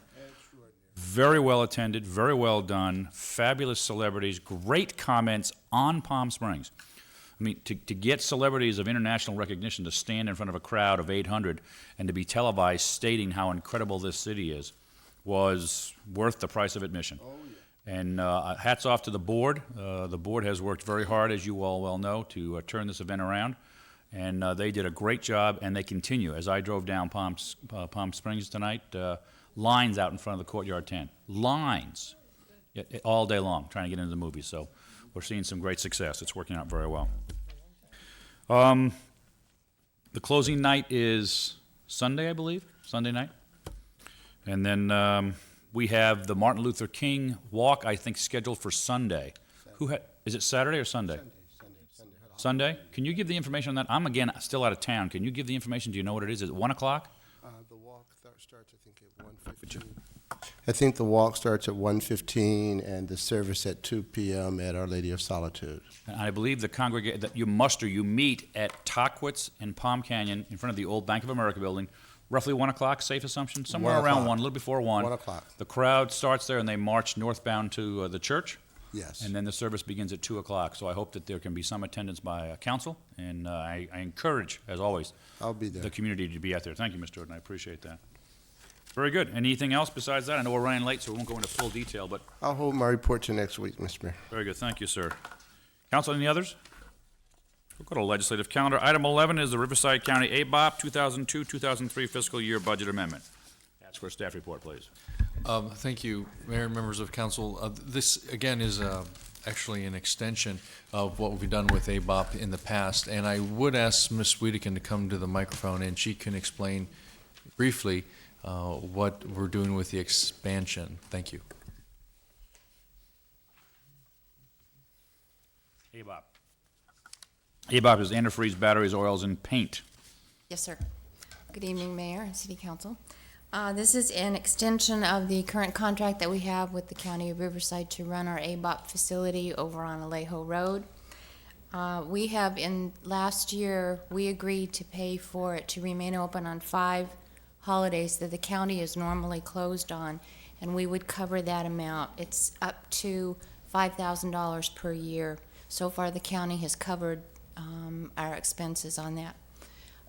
The additional this year in our agreement is they would like to expand the ABOP to be a complete household hazardous facilities collection site, which means that all hazardous materials except explosives or radioactive material could be collected on that one day a week that they're open. In order to do that, they need to bring in another Connex, which is another trailer, and they need to expand just the amount of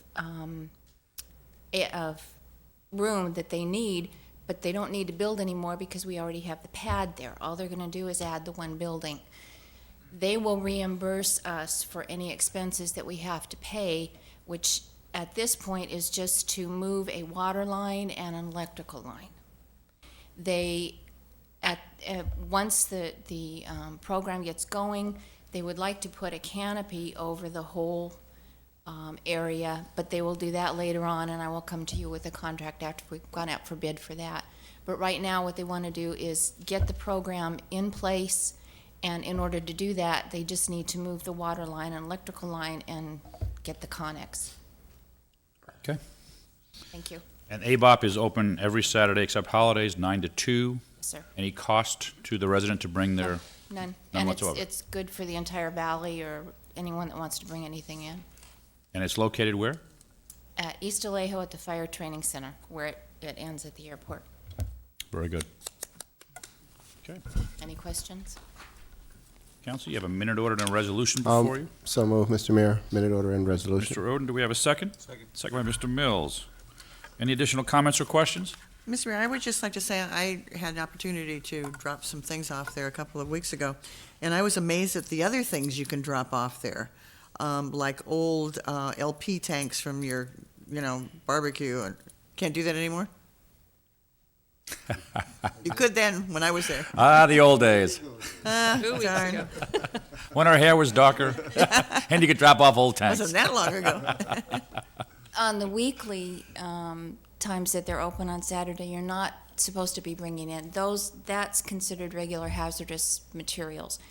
They really don't collect those things on the weekly. They do that at their mobile events, which are 3 times a year. You may have gone on the time maybe when it was so. a mobile event, but Could be. normally they don't collect anything but antifreeze, batteries, oil, and paint, because those are recyclable, and those are the things that they're able to collect right now.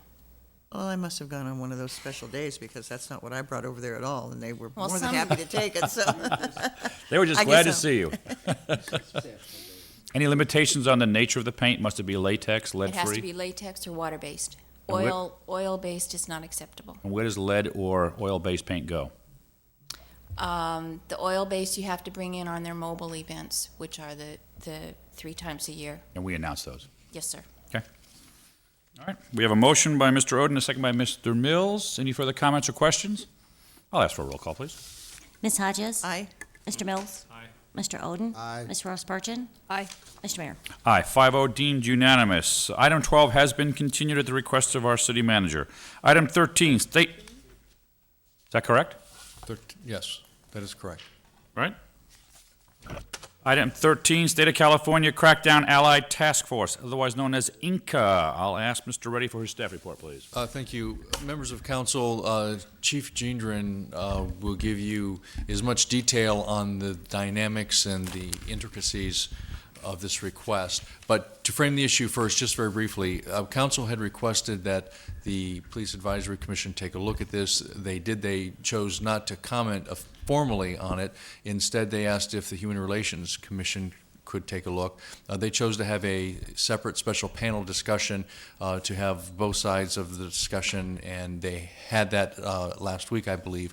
And so now it's before you again for final action. I would just note that my major concern at the beginning of this process was, were we following state and federal rules, laws? And the city attorney has looked at that. I believe he would comment in the affirmative that we are fine in that regard, although he's ready to make any comments that you need as well. So with that, why don't we start with the police chief? Thank you. Thank you, Mr. Reddy. Good evening, Chief. Good evening, Mr. Mayor, members of City Council. This item was brought before you in September of 2002. It was asked to be pulled and reviewed by city attorney and asked to go before a police advisory board. The city attorney will give you a report on his findings that asset seizure and our informant policies within the task force are proper and within the law. It went before the Police Advisory Board. Police Advisory Board was a little uncomfortable with dealing with issues that may get into the internal politics and direction of the police department, but they did give a vote that said essentially that they supported the police chief's efforts in prosecution of drug offenders. It just so happens that I'm also fortunate to have 3 members on the advisory board that also serve on the Human Rights Commission. Mr. Iguano on his own said, I can bring this to the forum, and in an effort to have the opponents to this get their voice out, we can actually have this at a forum on the Fourth Amendment, and they can bring their position forward. I participated in that forum on January 9th, and we had a lively discussion on the issues of asset seizure and legalization of drugs, et cetera. And that is taped, and I believe you have access to copies of that. On Tuesday, I participated in the executive board with Inca, and we discussed two issues. One was over the informant policy. There seems to be an issue that a word in the policy of juveniles have to have the approval of parents or courts. Mr. Anthony Taylor, who's extremely thorough, found this word "or" and says it really should be "and."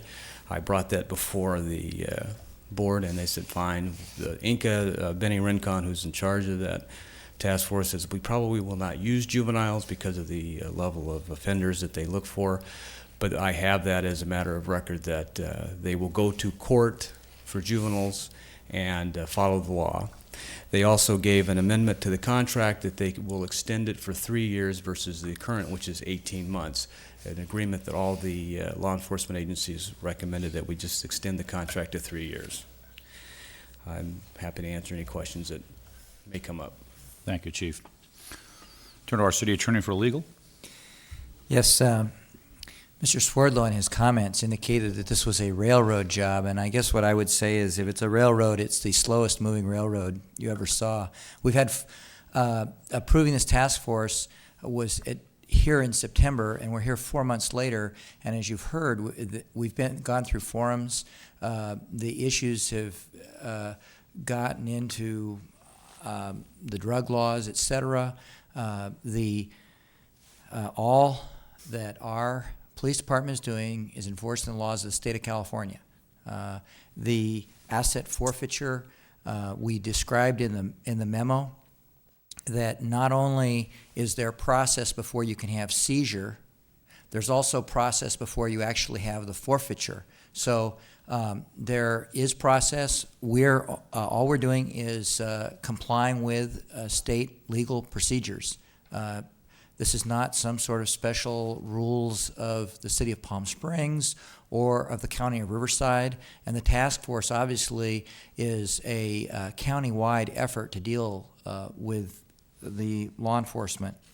Likewise, in the juvenile area, we're dealing with laws that the city didn't create. It's just a part of joining in this task force.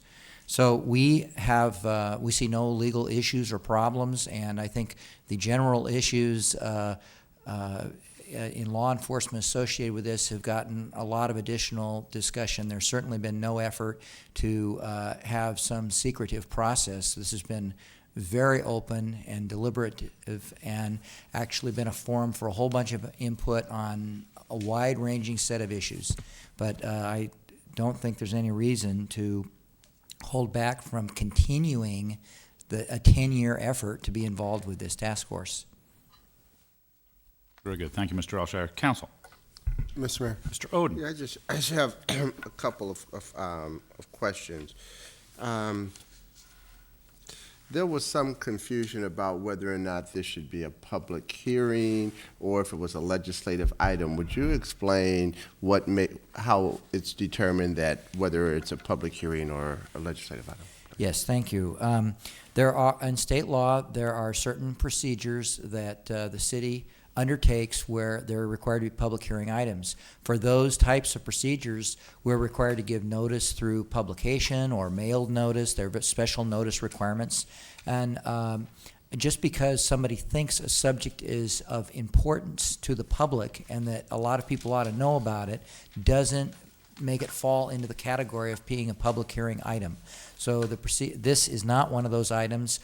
The decision is whether or not to join a task force, and that is not an item required by state law or the city charter or any municipal ordinance to be a public hearing item.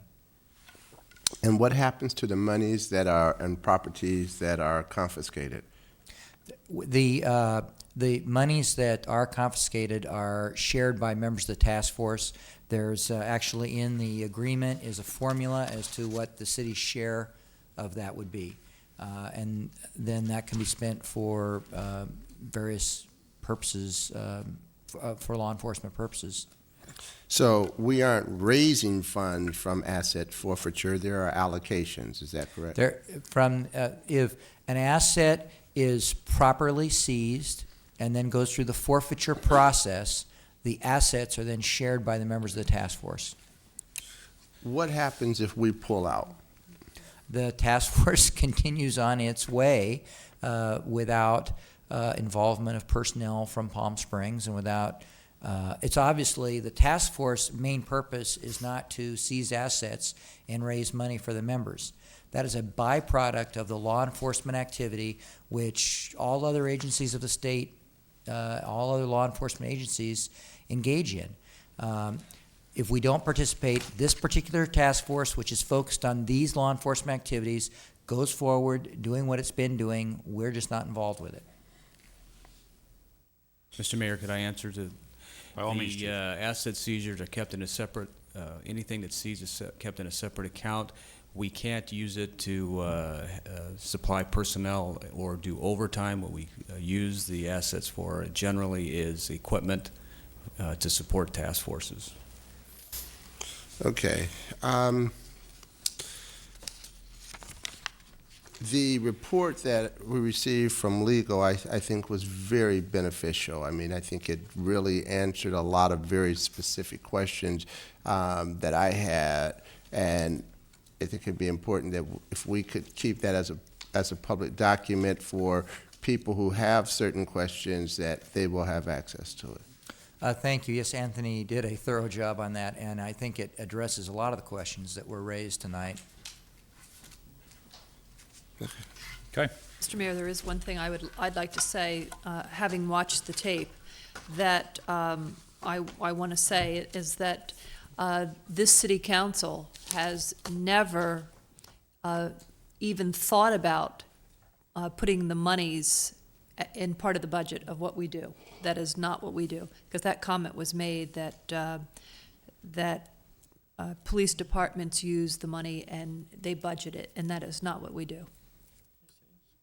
Thank you for that clarification. Other comments? Otherwise, what's the pleasure of the council? Is there a minute order before you? Mr. Mayor, Ms. Hodges. first of all, I too watched the tape of the forum, and I want to compliment the Human Rights Commission because I think they did an excellent, excellent job on this particular forum. But I have a couple of concerns. Inca never got back to us with the answers to the questions that were asked. That bothers me. They were not unrealistic questions. How many seizures have they taken? How many were actually arrested? How many were convicted? These are not unreasonable questions for a community to ask. It bothers me that they did not want to even be a part of the forum, which means that they're trying to hide something, as far as I'm concerned, between the two of them. I have a problem with that. One of the things that was brought up in the forum by Judge Gray was that if you go along with the task force, the money should be taken out and put into the general fund. He felt that it should not be the property of the police department, which it is now. We have a special forfeiture fund spent by the police department, that it makes it look like the police department is out there catching criminals, catching the drug people for the money of it, rather than for the purpose of catching the bad guys. I thought that was interesting. I've never heard that particular kind of thought from our community by any means, but I think that it might make it look better if it is a general fund, separate account in the general fund. Still could go to police services, but it's not necessarily governed by the police department. Unfortunately, I thought I had it with me, but I don't, which was actually the forfeiture account, and how it was spent. It is spent by the police department, and it is in a separate fund, and it's part of the police department's budget. So, those are problems, but I think the biggest problem I had was that Inca was not involved at all. They just totally dismissed themselves, and this was not their project, and it is. So I have a problem saying yes to something where they're not even open enough to give us the information that's needed for us to make a decision. And we're not being unrealistic with the questions that were being asked. I'd like to get clarification from finance on the concern that the money is at the discretion of the police department. It may be in a fund, but I believe the council still has to take authorization. I get clarification from finance, please? Yes, Mr. Mayor. Yeah, the forfeited assets are placed in a special fund, and there are some federal and state requirements that we have that in there, and specifically that we can't commingle it with the general fund, and that's why it's a special revenue fund. And as the police chief mentioned earlier, can only be spent on police-related activities and that don't supplement or supplant general fund type expenditures, personnel, overtime, and normal things that you'd have in the general fund. So there are very specific rules that we have to follow, and we actually get audited on that about how we spend that money. So, you know, we have to maintain a separate a segregation of those funds. So would you consider it a part of the general fund, only a special account? It's a special revenue fund. It's not part of the general fund, and it's got special uses, and that's why it's a special revenue fund. It's not part of the general fund, I guess is the only way I can say that. Would it be like an enterprise fund? No. It's a special revenue fund. It means it has a specific source, in this case forfeited assets. It's a special revenue is an accounting term in this case. Okay. And qualified use of the money. I mean, it's got a Right, number of parameters that allow it to be spent and not be spent. Right, there's, depending on where the funds come from, you know, the Department of Justice has their rules, and the state, whoever they are, chief, they have a set of rules too, and the auditors come out and make sure that we spend it. We can't charge administrative cost in there, for instance, which I think we should be able to, but we can't.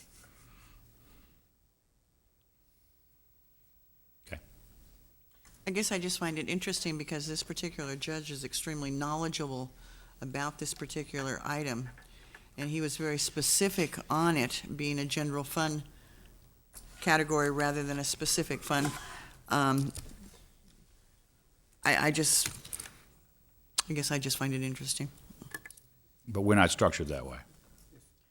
But why, I'm asking why we couldn't be, and I'm being told we can't be. And I find that interesting when you have a judge, a Superior Court judge, who is extremely knowledgeable in the drug activities and has written books, and even our chief was promoting his book because it is such a good book, that why we're getting mixed information there.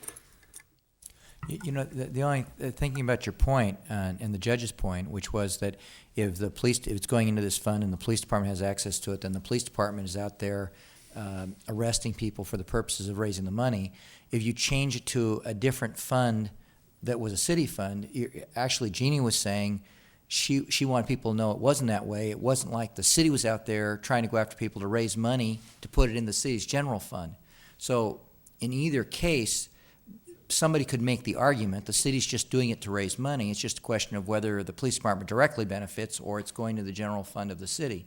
So that concern, the basic concern as to what the city's motives are, I don't think is really changed by whether it's the police department or the general fund of the city. You know, Mr. Mayor? Jordan. I guess just because it's money and it's dealing with people who are having some problems with the law, either way, it's going to look bad, whether it's with the police department or with the city. I guess the only thing that bothers me is that it's unfortunate that Inca didn't respond. And because I tend to agree with Dana on this, is that it gives the appearance when you have people who are accusing you, and even when a judge is saying something, the community didn't really get the balance of another side, and I think it could have made a difference. Mr. Mayor, if you want me to respond to that, Benny Rincon, I personally talked to him, and Mr. Aguano talked to him. He had to get approval from his supervision, which then took it to Sacramento, and their direction was to stay out of any local issues and continue your course. So Mr. Rincon had brought the issue to his supervisors, and someone higher up than him stopped it. So I don't believe it was anything that Inca locally, it was probably an outside, that they just did not want their task force here. And we had the same issue with the DA's office. The DA's office declined to participate in this, and it was simply Sergeant Dan Rose, myself, and Anthony Taylor that were here. The other agencies chose not to get involved. And I can understand that if someone above them makes that decision. But at least if they had responded to the questions, or even some of the questions, if no one was present, then, you know, at least there's some response, but not to respond on any level. And I know certainly as a governmental agency, we all have to be aware that you have to be so careful about what you say and how, you know, what you do. I understand that and appreciate that, but something somewhere. Okay, that's it. Okay. Now, with that all being done, any further comments or questions? Otherwise, we'll entertain a motion on the minute order. Move the minute order. Second. Motion for approval by Mr. Mills and a second by Mr. Reller Spurgeon. Any additional comments or questions? The only one I want to bring to the attention is on page 13A23. It's been so long in coming, we have a new sheriff. Let's change that name from Larry Smith to Bob Doyle. Yeah, that's true. All right. Any other comments? I'll ask for a roll call, please. Ms. Hodges? No. Mr. Mills? Aye. Mr. Oden? Aye. Ms. Rose Spurgeon? Aye. Mr. Mayor? Aye. Passes 4-1. We'll now turn to item 14, the comprehensive fee schedule amendment for horse-drawn carriages. Mr. Reddy. And I would ask Mr. Putzloff, Assistant City Manager Troy Putzloff, who brought the measure last time. This is the follow-up of what council had asked, the changes to be made on the ordinance. Yes, Mr. Mayor, members of the City Council, this is a follow-up to your item of 2 weeks ago. This is simply amending the comp fee schedule, adding the fees for horse-drawn carriages. I'd be happy to answer any questions you may have. I'll move the resolution. Motion Second. for approval by Ms. Reller Spurgeon and second by Mr. Oden. Any further comments or questions? How's your training going on inspecting the carriages? All right. I'll ask for a roll call, please. Ms. Hodges? Aye. Mr. Mills? Aye. Mr. Oden? Aye. Ms. Rose Spurgeon? Aye. Mr. Mayor? Aye. Item 15 is the Police Safety Unit MOU, Memorandum of Understanding Amendment, and I'll turn to Mr. Reddy for his staff report. Thank you, Mayor and members of council. The Police Safety Unit, the PSPOA, had made a request to change their letter of understanding, the memorandum of understanding on their contract with regards to the nepotism policy. The city has, in essence, a nepotism policy. They had a higher level of restriction. Their request is, in essence, that we go back to the city standard, which gives the city manager some discretion on these matters. And part and parcel of what has precipitated this is there's been some changes in the law with regard to marriages. And that, in and of itself, was convincing and persuasive that this may be in the best interest of all. Again, it does still give us the flexibility, the reasonableness that there are checks in the system, and it is our recommendation that the council approve this request. Does this then make the nepotism rule universal across all units? Yeah, No yes, differing. this was the only unit that had a specific provision actually going higher than their city policy. It was a higher bar. So you can or cannot work with your wife? Yes and no. Discretion of the city manager. Yes, that is correct. And actually, it will come out to be a numbers game. There's a certain point where. How many wives can you have? How many wives can you have? There you go. It's a numbers issue. It's reasonable accommodation, and since this is somewhat new territory, we'll take it on a case-by-case basis. All right. Well, I like the idea of it being universally applied to all. But I would note that historically, cities, and Palm Springs is no different, have had rules against nepotism. As far as my understanding from the city council is that philosophy will continue. And again, this is just for special circumstances that will not harm the city. It would only benefit the city when those exceptions are made. Thank you. Thank you, David. Mr. Mayor? Mr. Oden. I think this is interesting. I'm just wondering if we have a policy, should it not extend to our boards and commissions as well?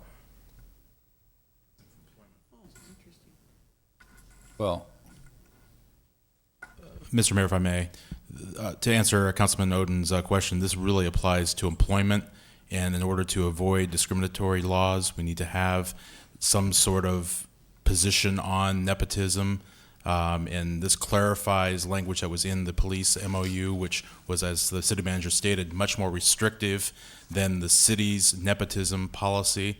So in order to make it consistent with that policy that the city adopted, this is why this request is being made by the Palm Springs Police Officers Association.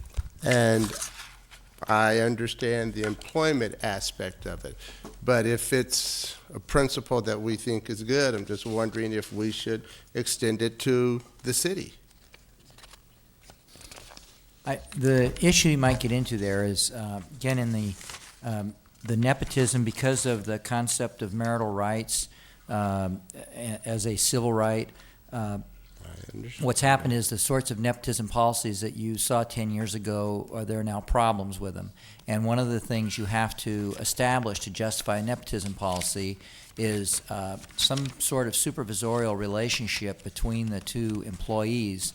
I mean, if somebody's working in the airport and the other person's working over in the city yard and they never come into contact, there is no reason that a nepotism policy should create a problem there. So if you were trying to extend this principle to commissions, logically, it would only start to come into play if it was a commission where it was being staffed by, the staff person had that sort of relationship. So since we tend to have fairly limited staffing situations on our commissions, I'm not sure how broad of application it would have. The other thing Okay. Okay. I won't give you my other reasons. We appreciate that. All right, what's the council's pleasure on this? This is the recommendation of Mr. Ray to go forward with this. Move the minute order. Thank you, Dana. Second by Mr. Mills. Any further comments? All those in favor say aye. Aye. Any opposed? 5-0. Item 16, board and commission appointments. Mr. Mayor, I would yield to the city clerk on this matter. Thank you. Madam Clerk?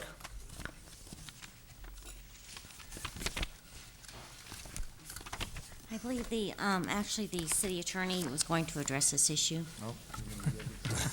So I'll yield to the city attorney. Okay. Due to the charter amendment, the process that we have utilized for commission appointments may need to be updated somewhat. Parts of the process you've used before are not necessarily a problem. In other words, how you conduct interviews.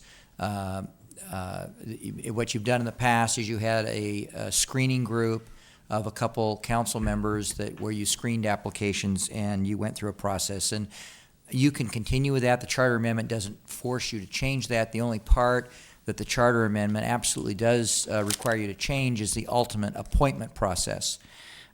So I think we're wanting to bring this back to you so that as we start into the new commission appointment season here, do you want to make a minimal change in your process, which would be you continue the same process, but in the end, in terms of the appointment process, we change that?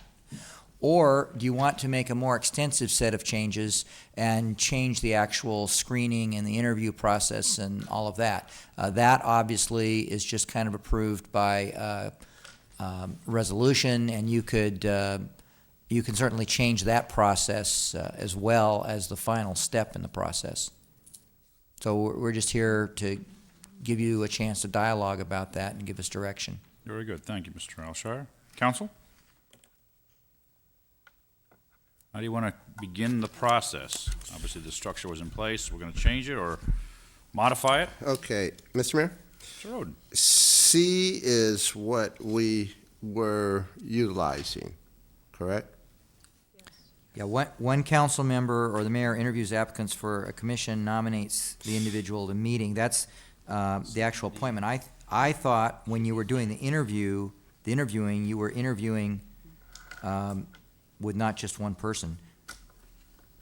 Well, there was a subcommittee. There was a subcommittee interviewing, which is more like the mayor and a person, right? And the chair.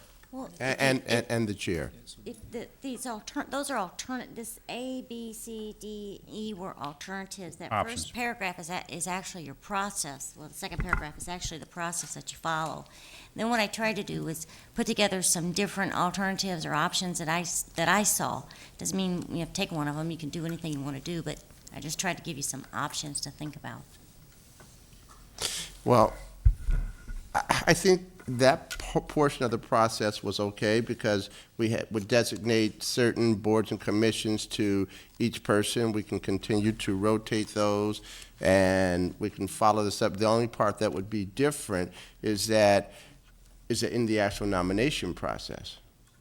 So it's a subcommittee with the chair of the board and commission? Well, I'm focusing now on the council portion. If we want to add the chairs, I certainly don't have a problem with that, but the emphasis is on the council portion. See, I don't think that that accomplishes what we want to accomplish. Okay. In other words, if you and the mayor and the chair interview planning commission, for instance, how would I know who I might want to recommend? Because we all received the packets. Okay, then The why? short list. Just you for know, the short list.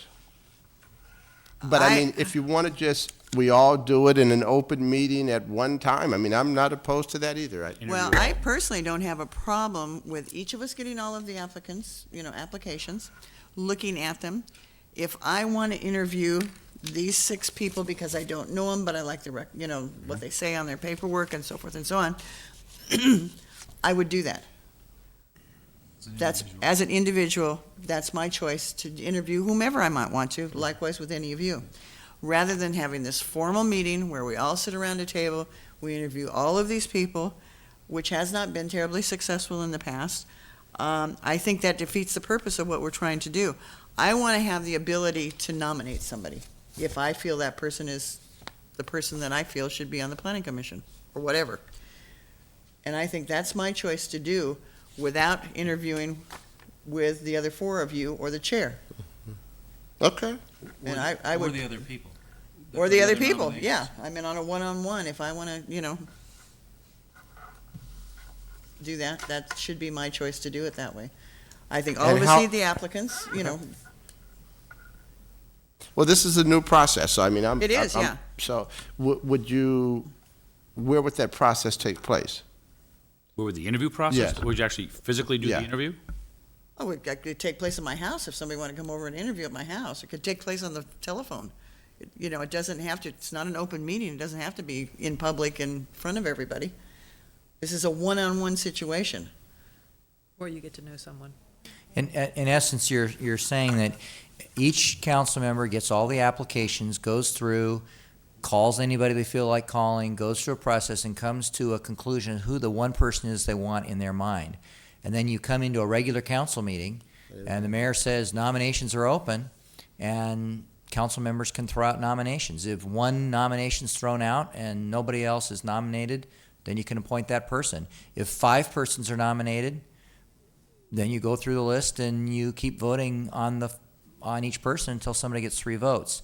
But there'd be no sort of screening process. Correct. It's just decided at the meeting. Everybody comes into the meeting. We'd have to go through every commission, and people make nominations and make an appointment at a council meeting. Just So to we would follow almost have up to have a on, meeting just for. Yeah. yes, you Yeah, could that- have a separate That's fine. meeting just to deal with the appointment process. I mean, there's also going to be times when maybe rent review commission, and you've got 5 applicants, and you're really not interested in any of them. And we might come back and, maybe one person thinks that somebody is great, and we might vote that person on. I may not have someone to nominate or recommend, but maybe somebody else does, and, that's fine. If we vote them on, we vote them on. But we would stick with the application process. Oh, definitely, We'd yes. read the applications and, okay. It's different. Yeah, it's different. Question. Mills. Dana, are you saying that, but you're choosing from an applicant pool? Right. You're not saying, the person has to have filed an application? Correct, yes. Yeah. That part of the procedure would, And that way we'd all remain. have access to the same information. Which we do Right. now. Yes.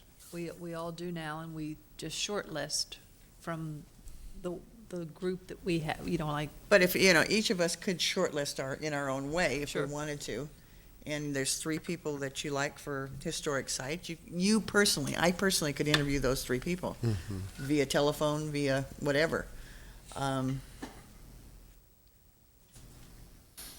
Let's assume you have 75 applicants across the board for all the boards and commission at one point in time. Does that entail, if it is the choice of each member to say, I'm going to interview all of them, and you have 75 specific meetings, and each of those respective applicants then get 4 other phone calls, well, I want to talk to you too for 5 minutes, 10 minutes, or half an hour. So the applicant then has to find 5 times, 5 locations to discuss. And then the questions that one person may be asking derives some sort of direction that says favorable or unfavorable, but the other people aren't aware of what the questions were because they're not formatted questions. So you may just have a very free-flowing conversation and take the direction in this way, and I may take it a different way, revealing something I do like about them, but something you don't like about them. But we don't have that to share, least we go to a common meeting. Then on the other hand, if you have 75 and I shortlist the 75 down to only 25, I don't want to even talk about the other 50, when they come up, it's as though somebody went through a process of which they didn't get to talk to me. They may have talked to Ron. Chris didn't want to speak to him. They did speak to you and didn't want to speak to Jeannie. So does the person feel as though he hasn't got a chance because he only got 2 interview requests versus 3? Does he feel like he didn't get a chance already? I mean, how does that work? And if the format is such that it's not structured, each of us ask different questions. I mean, again, the application is just that. The questions that we asked typically in the past have been unfolded before the body, and we all heard the same responses and weighed them accordingly. But if my questions are more detailed in one area and not in the others, I don't know if you're all getting to get a clear picture of who he is, that's all. But the thing about it is, that's exactly why we're doing it, because the interests that I may have on this particular board or commission are the questions that I'm going to ask this person. You may not have the same interests. Your concerns may be totally different. Your questions are going to be totally different than the ones that I ask. If I like the answers from this particular person, that's the one I want to nominate. You may not, because they didn't give you the answers that you liked for, that's why we're doing this. That's why we're changing this. We're trying to get a different selection and a different process by which we get different people on different commissions. I guess I'm just trying to understand what this will feel like for people who are applying. Mm-hmm. They apply and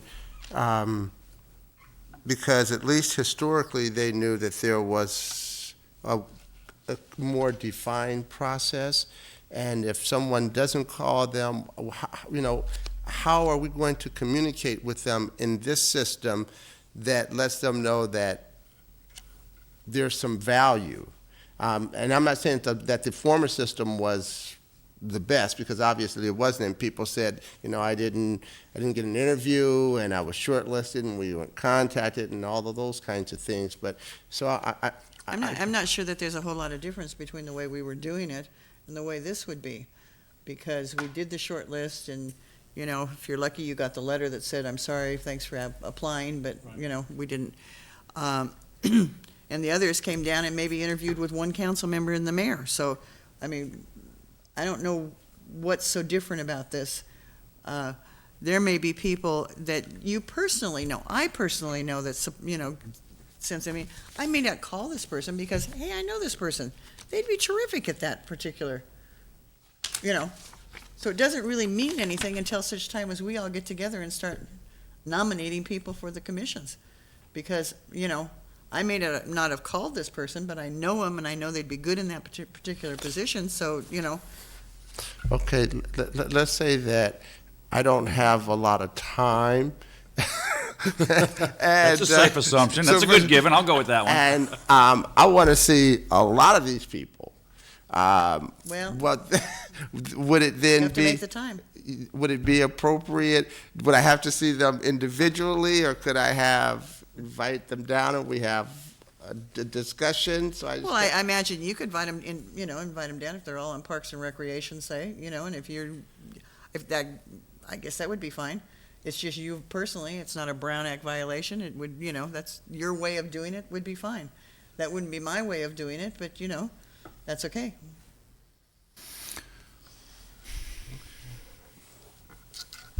But if 5 of the people you're interviewing are already standing members of the commission and want to be reappointed, you can't have more than the quorum of the commission in the room with you at the same time. Yeah, that's true too. So you'd only be able to bring in, obviously, a number less than quorum. Now, Well, that's a pretty minor, that's remote not scenario. going to happen very often because most times the quorum is not up for renewal. Right. So, I mean, that's not gonna happen once in 10 years, probably. Right. Now, what if you wanted to bring in the chairman and have the chairman join you during the interview? It's your prerogative to do that. Okay.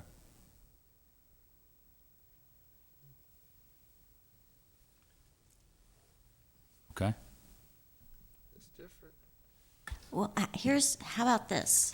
How about that? I sent you a memo on January 3rd, and on that memo, it has 5 vacancies that you currently are experiencing right now, the current vacancies.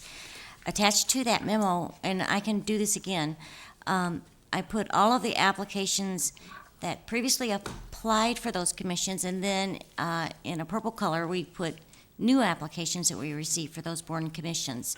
If you'd like to try that process, I could recopy this memo to you and put it in your Friday packets, and then put it on the agenda for the 5th for appointments. Let's try it. Well, that would require us to meet with all of the applicants before the 5th. If you want to meet with them. If you want. That's your choice. There's not a whole lot of them. I mean, it's not like, Yeah. that's it. You know, by the way, I might add that, in my experience with the other cities I worked with, the normal process is the council might conduct some sort of an interview, and then the council will go through the nomination process the way I described it. What makes it hard to apply that process here is you've got so many commissions. I mean, most cities have 2 or 3 commissions, and to interview people for 2 or 3 commissions is not a very big task. And your problem here is you've got so many people to interview. And I also kind of see that one of your issues is the idea that you can't really have the whole council interview for all the commissions all the time. And just the amount of time it would take would be impossible. But maybe it's possible. I don't know whether it is, but it might be possible that you could identify a small group of commissions that are very sensitive commissions where really the whole council wants to interview all those people, but there are other commissions where the subcommittee thing could work. If this individual thing that you're suggesting doesn't work, maybe that's something you could think about, of having some of the commissions where the whole council would interview, where, like obviously the planning commission is a very broad, important commission, but it could be that actually you could still use your subcommittee interview process on another set of commissions, so that if 3 or 4 of the 5 of the commissions you were interviewing everybody, but then there were everybody was on a subcommittee to interview another 2 or 3 commissions, you could get a little division of labor and make it a little more efficient that way. You're making it much too complicated. Maybe. I'm trying to make it simple. Right. And this doesn't preclude, if you will, 2 members meeting collectively with Sure, could do that. their candidates. Just can't have 3. Well, you could have Yeah. 3 if you say, okay, the 3 of us are going to we're going to meet it, we're going to notice it, and we're going to meet in 3 because we want to get through it faster. But you got to notice it. It's got to be a meeting because the 3 of you are going to meet. Is that true? Well, I wouldn't do that myself, because then you're talking about public meetings, and I think you're getting into another can of worms that we're trying to get away from that. We're trying to get away from the Brown Act. We're trying to get away from, having to publicize an open meeting for these. That's where we ran into problems this last time. I don't think that's necessary. I think you can do it. 2 of you together can do it. That's not a problem, Well, obviously, this is new territory. Yes, it and is. The goal is to provide a better mechanism. So we may have to experiment and find Sure. out which is best, So if that's what you want to suggest, then I'm willing to give it a try. Can we look at the idea of perhaps a concept, again, based on shortlisting? So at least, if I'm the only one interested in candidate A and the rest of you don't even want to look at them for whatever reason, I know I got a total uphill battle. You've already written them off. It's like, well, why would I even pursue it? Not to say you've cast your vote, but a short list basically says these are the viable ones. And of course, you can always add to or subtract. And as an individual, you can always interview them all. But it gives at least some measure of who is considered to be viable, at least in the first blush. And it really doesn't have anything to do with the interview. It's just your interpretation of the application. The application, much like we had in the prior process. No, because the again, short I list think cuts it down. you're defeating the purpose. There may be somebody that no, you know, none of you thinks is very good, but I think would be terrific. I interview him and I come back and I pitch the case to all I need are 2 more votes. And that's you true, know? and you still get to nominate that person. I still get to nominate them, and they, you know, they Yeah. don't fly, they don't fly, you know, but I would not want to shortlist it. I think that's defeating the purpose. Okay, and then We each, didn't end up shortlisting last time. We interviewed. No, we didn't. Yeah. well, there were some, but in other Very cases, the few. recommendation of the subcommittee was interview all. So we had a lot of interviews. Yeah. And the problem we ran into is we had a quorum issue and we couldn't hold the meeting collectively, so it got down to 2 people interviewing. So it just started sliding on us. Each of us schedules our own meetings, though. We don't defer this to the city clerk to find out how to get all these things scheduled and set aside, so they have no responsibility whatsoever. They give us the applications, and it's They up to could- us to figure it out, and they give us a drop-dead date. You must have your interviews done by date certain, But we could utilize them for support. depending on how you define it.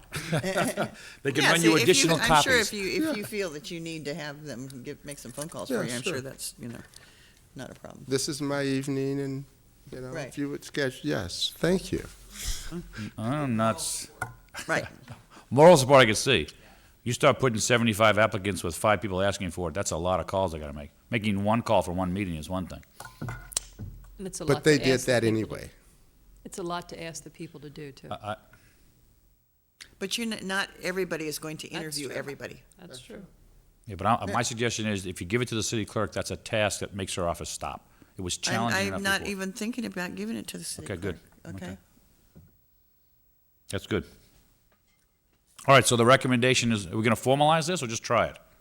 Try it.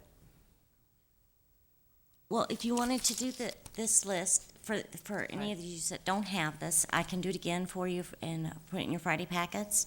And I Please. could put it on the February 5th agenda if you want to, if that gives you enough time, and you could just give it a try and see how it works. If it doesn't work, it gives you the opportunity to, I'll put it on again as a discussion item and also as an appointment. So that way you can make your appointments, and if it works, good, and if it doesn't, we'll think something else. Mr. Mayor? Mr. Mills? I see where what Dana's talking about. I don't agree with it one little bit. And that is that it seems to me, first of all, I think it's important that the chairs be involved in it some way. I mean, and this way it would not be. The other thing is that I personally didn't see a problem with the shortlisting process before or the interviewing process before. The problem, as I understood it, came with the actual appointment. And so I always felt, and even last time when we did everybody, that the process to get to the actual appointment worked fine. The problem was getting down, maybe the group as a whole did not agree with the mayor having the final selection. I always thought that's what the problem was. If the mayor or the subcommittee or however it works put forth the names out of the short list, and this group as a whole votes on them that way, and they don't like it, well, or they don't like one of the appointments and they want somebody else, and then they would have the opportunity to do that, to take care of it that way. But I really like, and I think it's only fair to somebody that hands in an application, if they get shortlisted, or even if we interview everybody as we did last time, that they have an opportunity to meet with the group and to really be judged against everyone else. I don't think it's fair just for a council person to take it upon themselves to have to call everybody and not have the chair involved and not have it be a formal type of interview. Well, we disagree. But then you disagreed with the charter amendment anyway, so that's not too surprising. I think out of the box. Let's try something new here. We have not been terribly successful at what we've been doing the last 4 or 5 years. This has not been a smooth process. It has been, frankly, a disaster most of those years. So think out of the box. Let's try something different. And we're just gonna try it with that little group. I know. See how it works. Mr. Mayor? Mr. Oden. I'm willing to try this. I just have a concern that people will want to know, all right, I'm applying, what can I expect? And especially since it's new, and I'm not sure what we say to them. Right now, it's like, well, you might hear from someone, you might not. I'd hear from 5 someones. You might hear from 2. So I'm still willing to try this, but I think we need to perhaps regroup shortly thereafter and figure out, what's working and what is it. Okay? Yeah. So we're gonna try I it. wouldn't recommend this process for selecting a city manager, though. And we're not 100 looking. 110 applicants, get back to me in a month. Okay? And how many posts are there? How many vacancies are there? You have 5 vacancies right now. 5 vacancies, and how many applicants for the 5 vacancies? I don't know, I didn't count them. I don't have that packet with me. Two of them didn't get any applications, but I don't know how many applicants.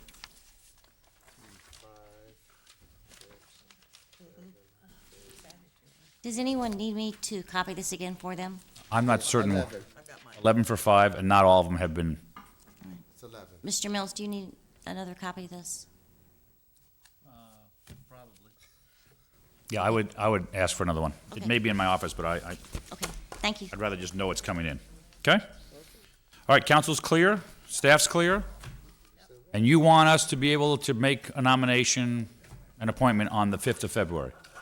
Right, on the 5th of February, I'll have the appointment, the commission vacancies listed for appointment, and in addition, I'll include it for discussion so that you can decide if you want to do an alternative process.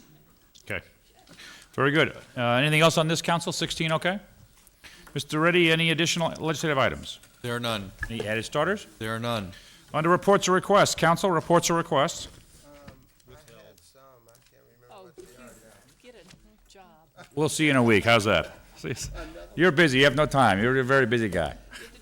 We'll go to the items 18, Treasurer's Investment Report as of November 30th, 2002. Council, any comments or questions on the report? We'll receive and file them.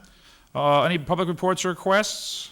Are there any staff reports or Yes, requests? Mr. Mayor, members of council, 2 requests in terms of meetings.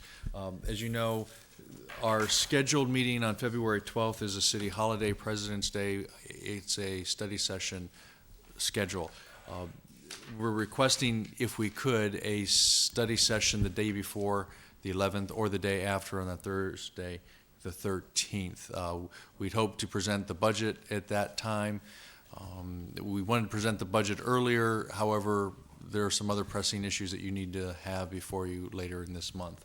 And then secondarily, and this may impact your decision, the tribal council has requested that the quarterly meeting, they have given us 2 dates of either Thursday the 13th or Thursday the 20th. So the request is for 2 meetings, one for the tribe and one for the special study session. I'd lean more to the 20th of the tribe. What's the council's pleasure? I agree. This is February. You're okay to start. February 20th, Thursday? What time would you schedule it, sir? 6 p.m., and it would be, the city council would be hosting this time at the convention center. 6 p.m. at the convention center. You're going to schedule a closed session before? That would, correct. 5:30? Probably 5.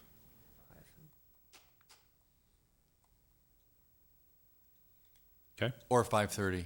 I would check with individual council members. Well, I would suggest you will try to calendar it for 5, and if you can shorten it, let us know, but let's try to reserve the hour at least, in the event that you want it. Is that all right with the council?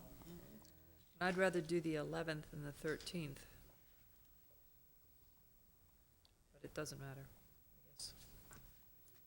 Yeah, I'm better on Tuesday, I think, than I am on Thursday. You're not, Mr. Oden? On the Tuesday, I'd have to send a sub, but that's okay. That settles it then. That's it. It's We're going with that Tuesday. Tuesday. Thanks. Make a motion, move Thanks, all Chris. meetings to I needed Tuesday. Oh, sorry, I lost my head there. All right, so we're talking the 11th or the 13th. Council, what's the pleasure? 11. I got 1/11, got 1/13th. What's your bid? 13. 13? 11. I've got an evening that I had hoped to do on the 13th. That's why I'm trying to hold on to the 11th. It's the day before Valentine's Day.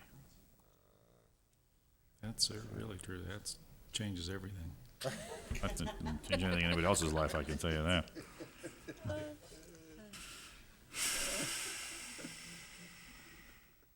Jeannie, how about your Thursday?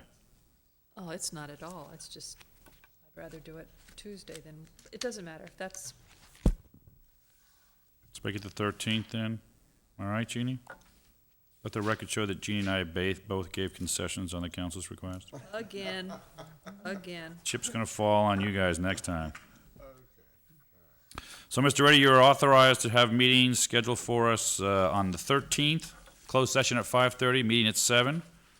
And you're also authorized to schedule a meeting for the joint session of the Agua Calientes and the City Council on the 20th, and it will be at the Convention Center, is that correct? Yes. If we're having the meeting on the 20th, are we having a meeting on the 19th? Yes. And that's your regular meeting.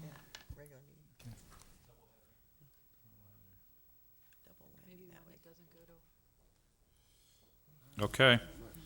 Are we okay to make sure we have a space at the convention on that date? Are we aware of the availability of the space, or we don't know yet? Okay. I mean, we don't need to be there. We could find other locations. Okay, anything else, Mr. Reddy? That is all. Thank you. That is plenty. Which is the day we're meeting with the Convention Center architects? That would be the 22nd. Council show that? January. January 22nd, the architects on the Convention Center will be here for that meeting. So that's a Wednesday night? That's a Wednesday. Study session. Regular study session evening. You already got a pretty full agenda scheduled for that. Calendar's pretty heavy. Yes. Long night. Yep. Study session, long night. I show Mesquite, is that still on there? Yep. We were looking at Solid waste? The question is, we were going to do Mesquite, the Convention Center. Councilmember Mills had requested on the slurry seal. We thought we might be able to do it that evening unless Councilmember Mills would want to postpone, except on the 29th we have Palm Springs disposal, which would be very long. And then we also want to talk briefly on the animal shelter. We'll have a follow-up meeting on the animal shelter on the 13th, if council so desires. So the other question is then on the slurry seal, on which of those three meetings you would feel more comfortable having that meeting, since they're all going to be rather long. Well, I think we can slur the seal a little further along. Yeah, there you go. Yeah. What happened to the ones that I requested? And even though that was Chris's request, he said okay. It was actually your request, too. Okay. Mayor, Councilmember Rogers, could you? The downtown, talking about the downtown, putting together a task force to work on the rules and regulations of downtown that we don't enforce? Yes. We've had two meetings with the Uptown and the Main Street. I don't care about those meetings. I don't want to talk about them with them. I want us to talk about it. Okay. Understand. Okay, you got a full calendar. We're already adding 2 more meetings. You want to add another meeting? Yes. And I suggest to you your calendar's going to get worse as the convention center demands expeditious fashions and the general plan starts to heat up. It's still out there, but you're going to start seeing a complete compression of calendar. It's going to be challenging. So. Well, I'm ready to go on the request, because from those meetings actually there's a plan that Jerry Ogburn had put forward several years ago as a pilot, that it seems would be workable. We just need to get a calendar to study session. On the downtown ordinances, on the ordinances such as what can be in the sidewalk and things of that nature. Why do we have a city council? I'm sorry. The whole point is to bring these things so we can talk about them, whether we're even interested in it, okay? I have a little bit of a problem with us jumping ahead to things that we as a council haven't even discussed. I think it's a good idea. I want to talk about it. I don't know if the rest of you do or not. I don't know if you're even interested in it. But that's the whole point in bringing it. We can't talk about it tonight because it's not on the agenda. So I have to request that it be put on an agenda, and I was told that it wouldn't be until the end of January before it could get on an agenda, and that was in December. So it's talk, no prep. It's talk. Air out the issue. We don't need staff's direction or just air it out. I don't want any staff. I Right. want us to talk. I'm suggesting. Oh, you just want to air it out. We can do that. Maybe we'll do it with the Agua Calientes. What we should do. We can do that. Could we schedule that on the 22nd? I don't know. That'll be interesting. We're gonna have some long nights, fine.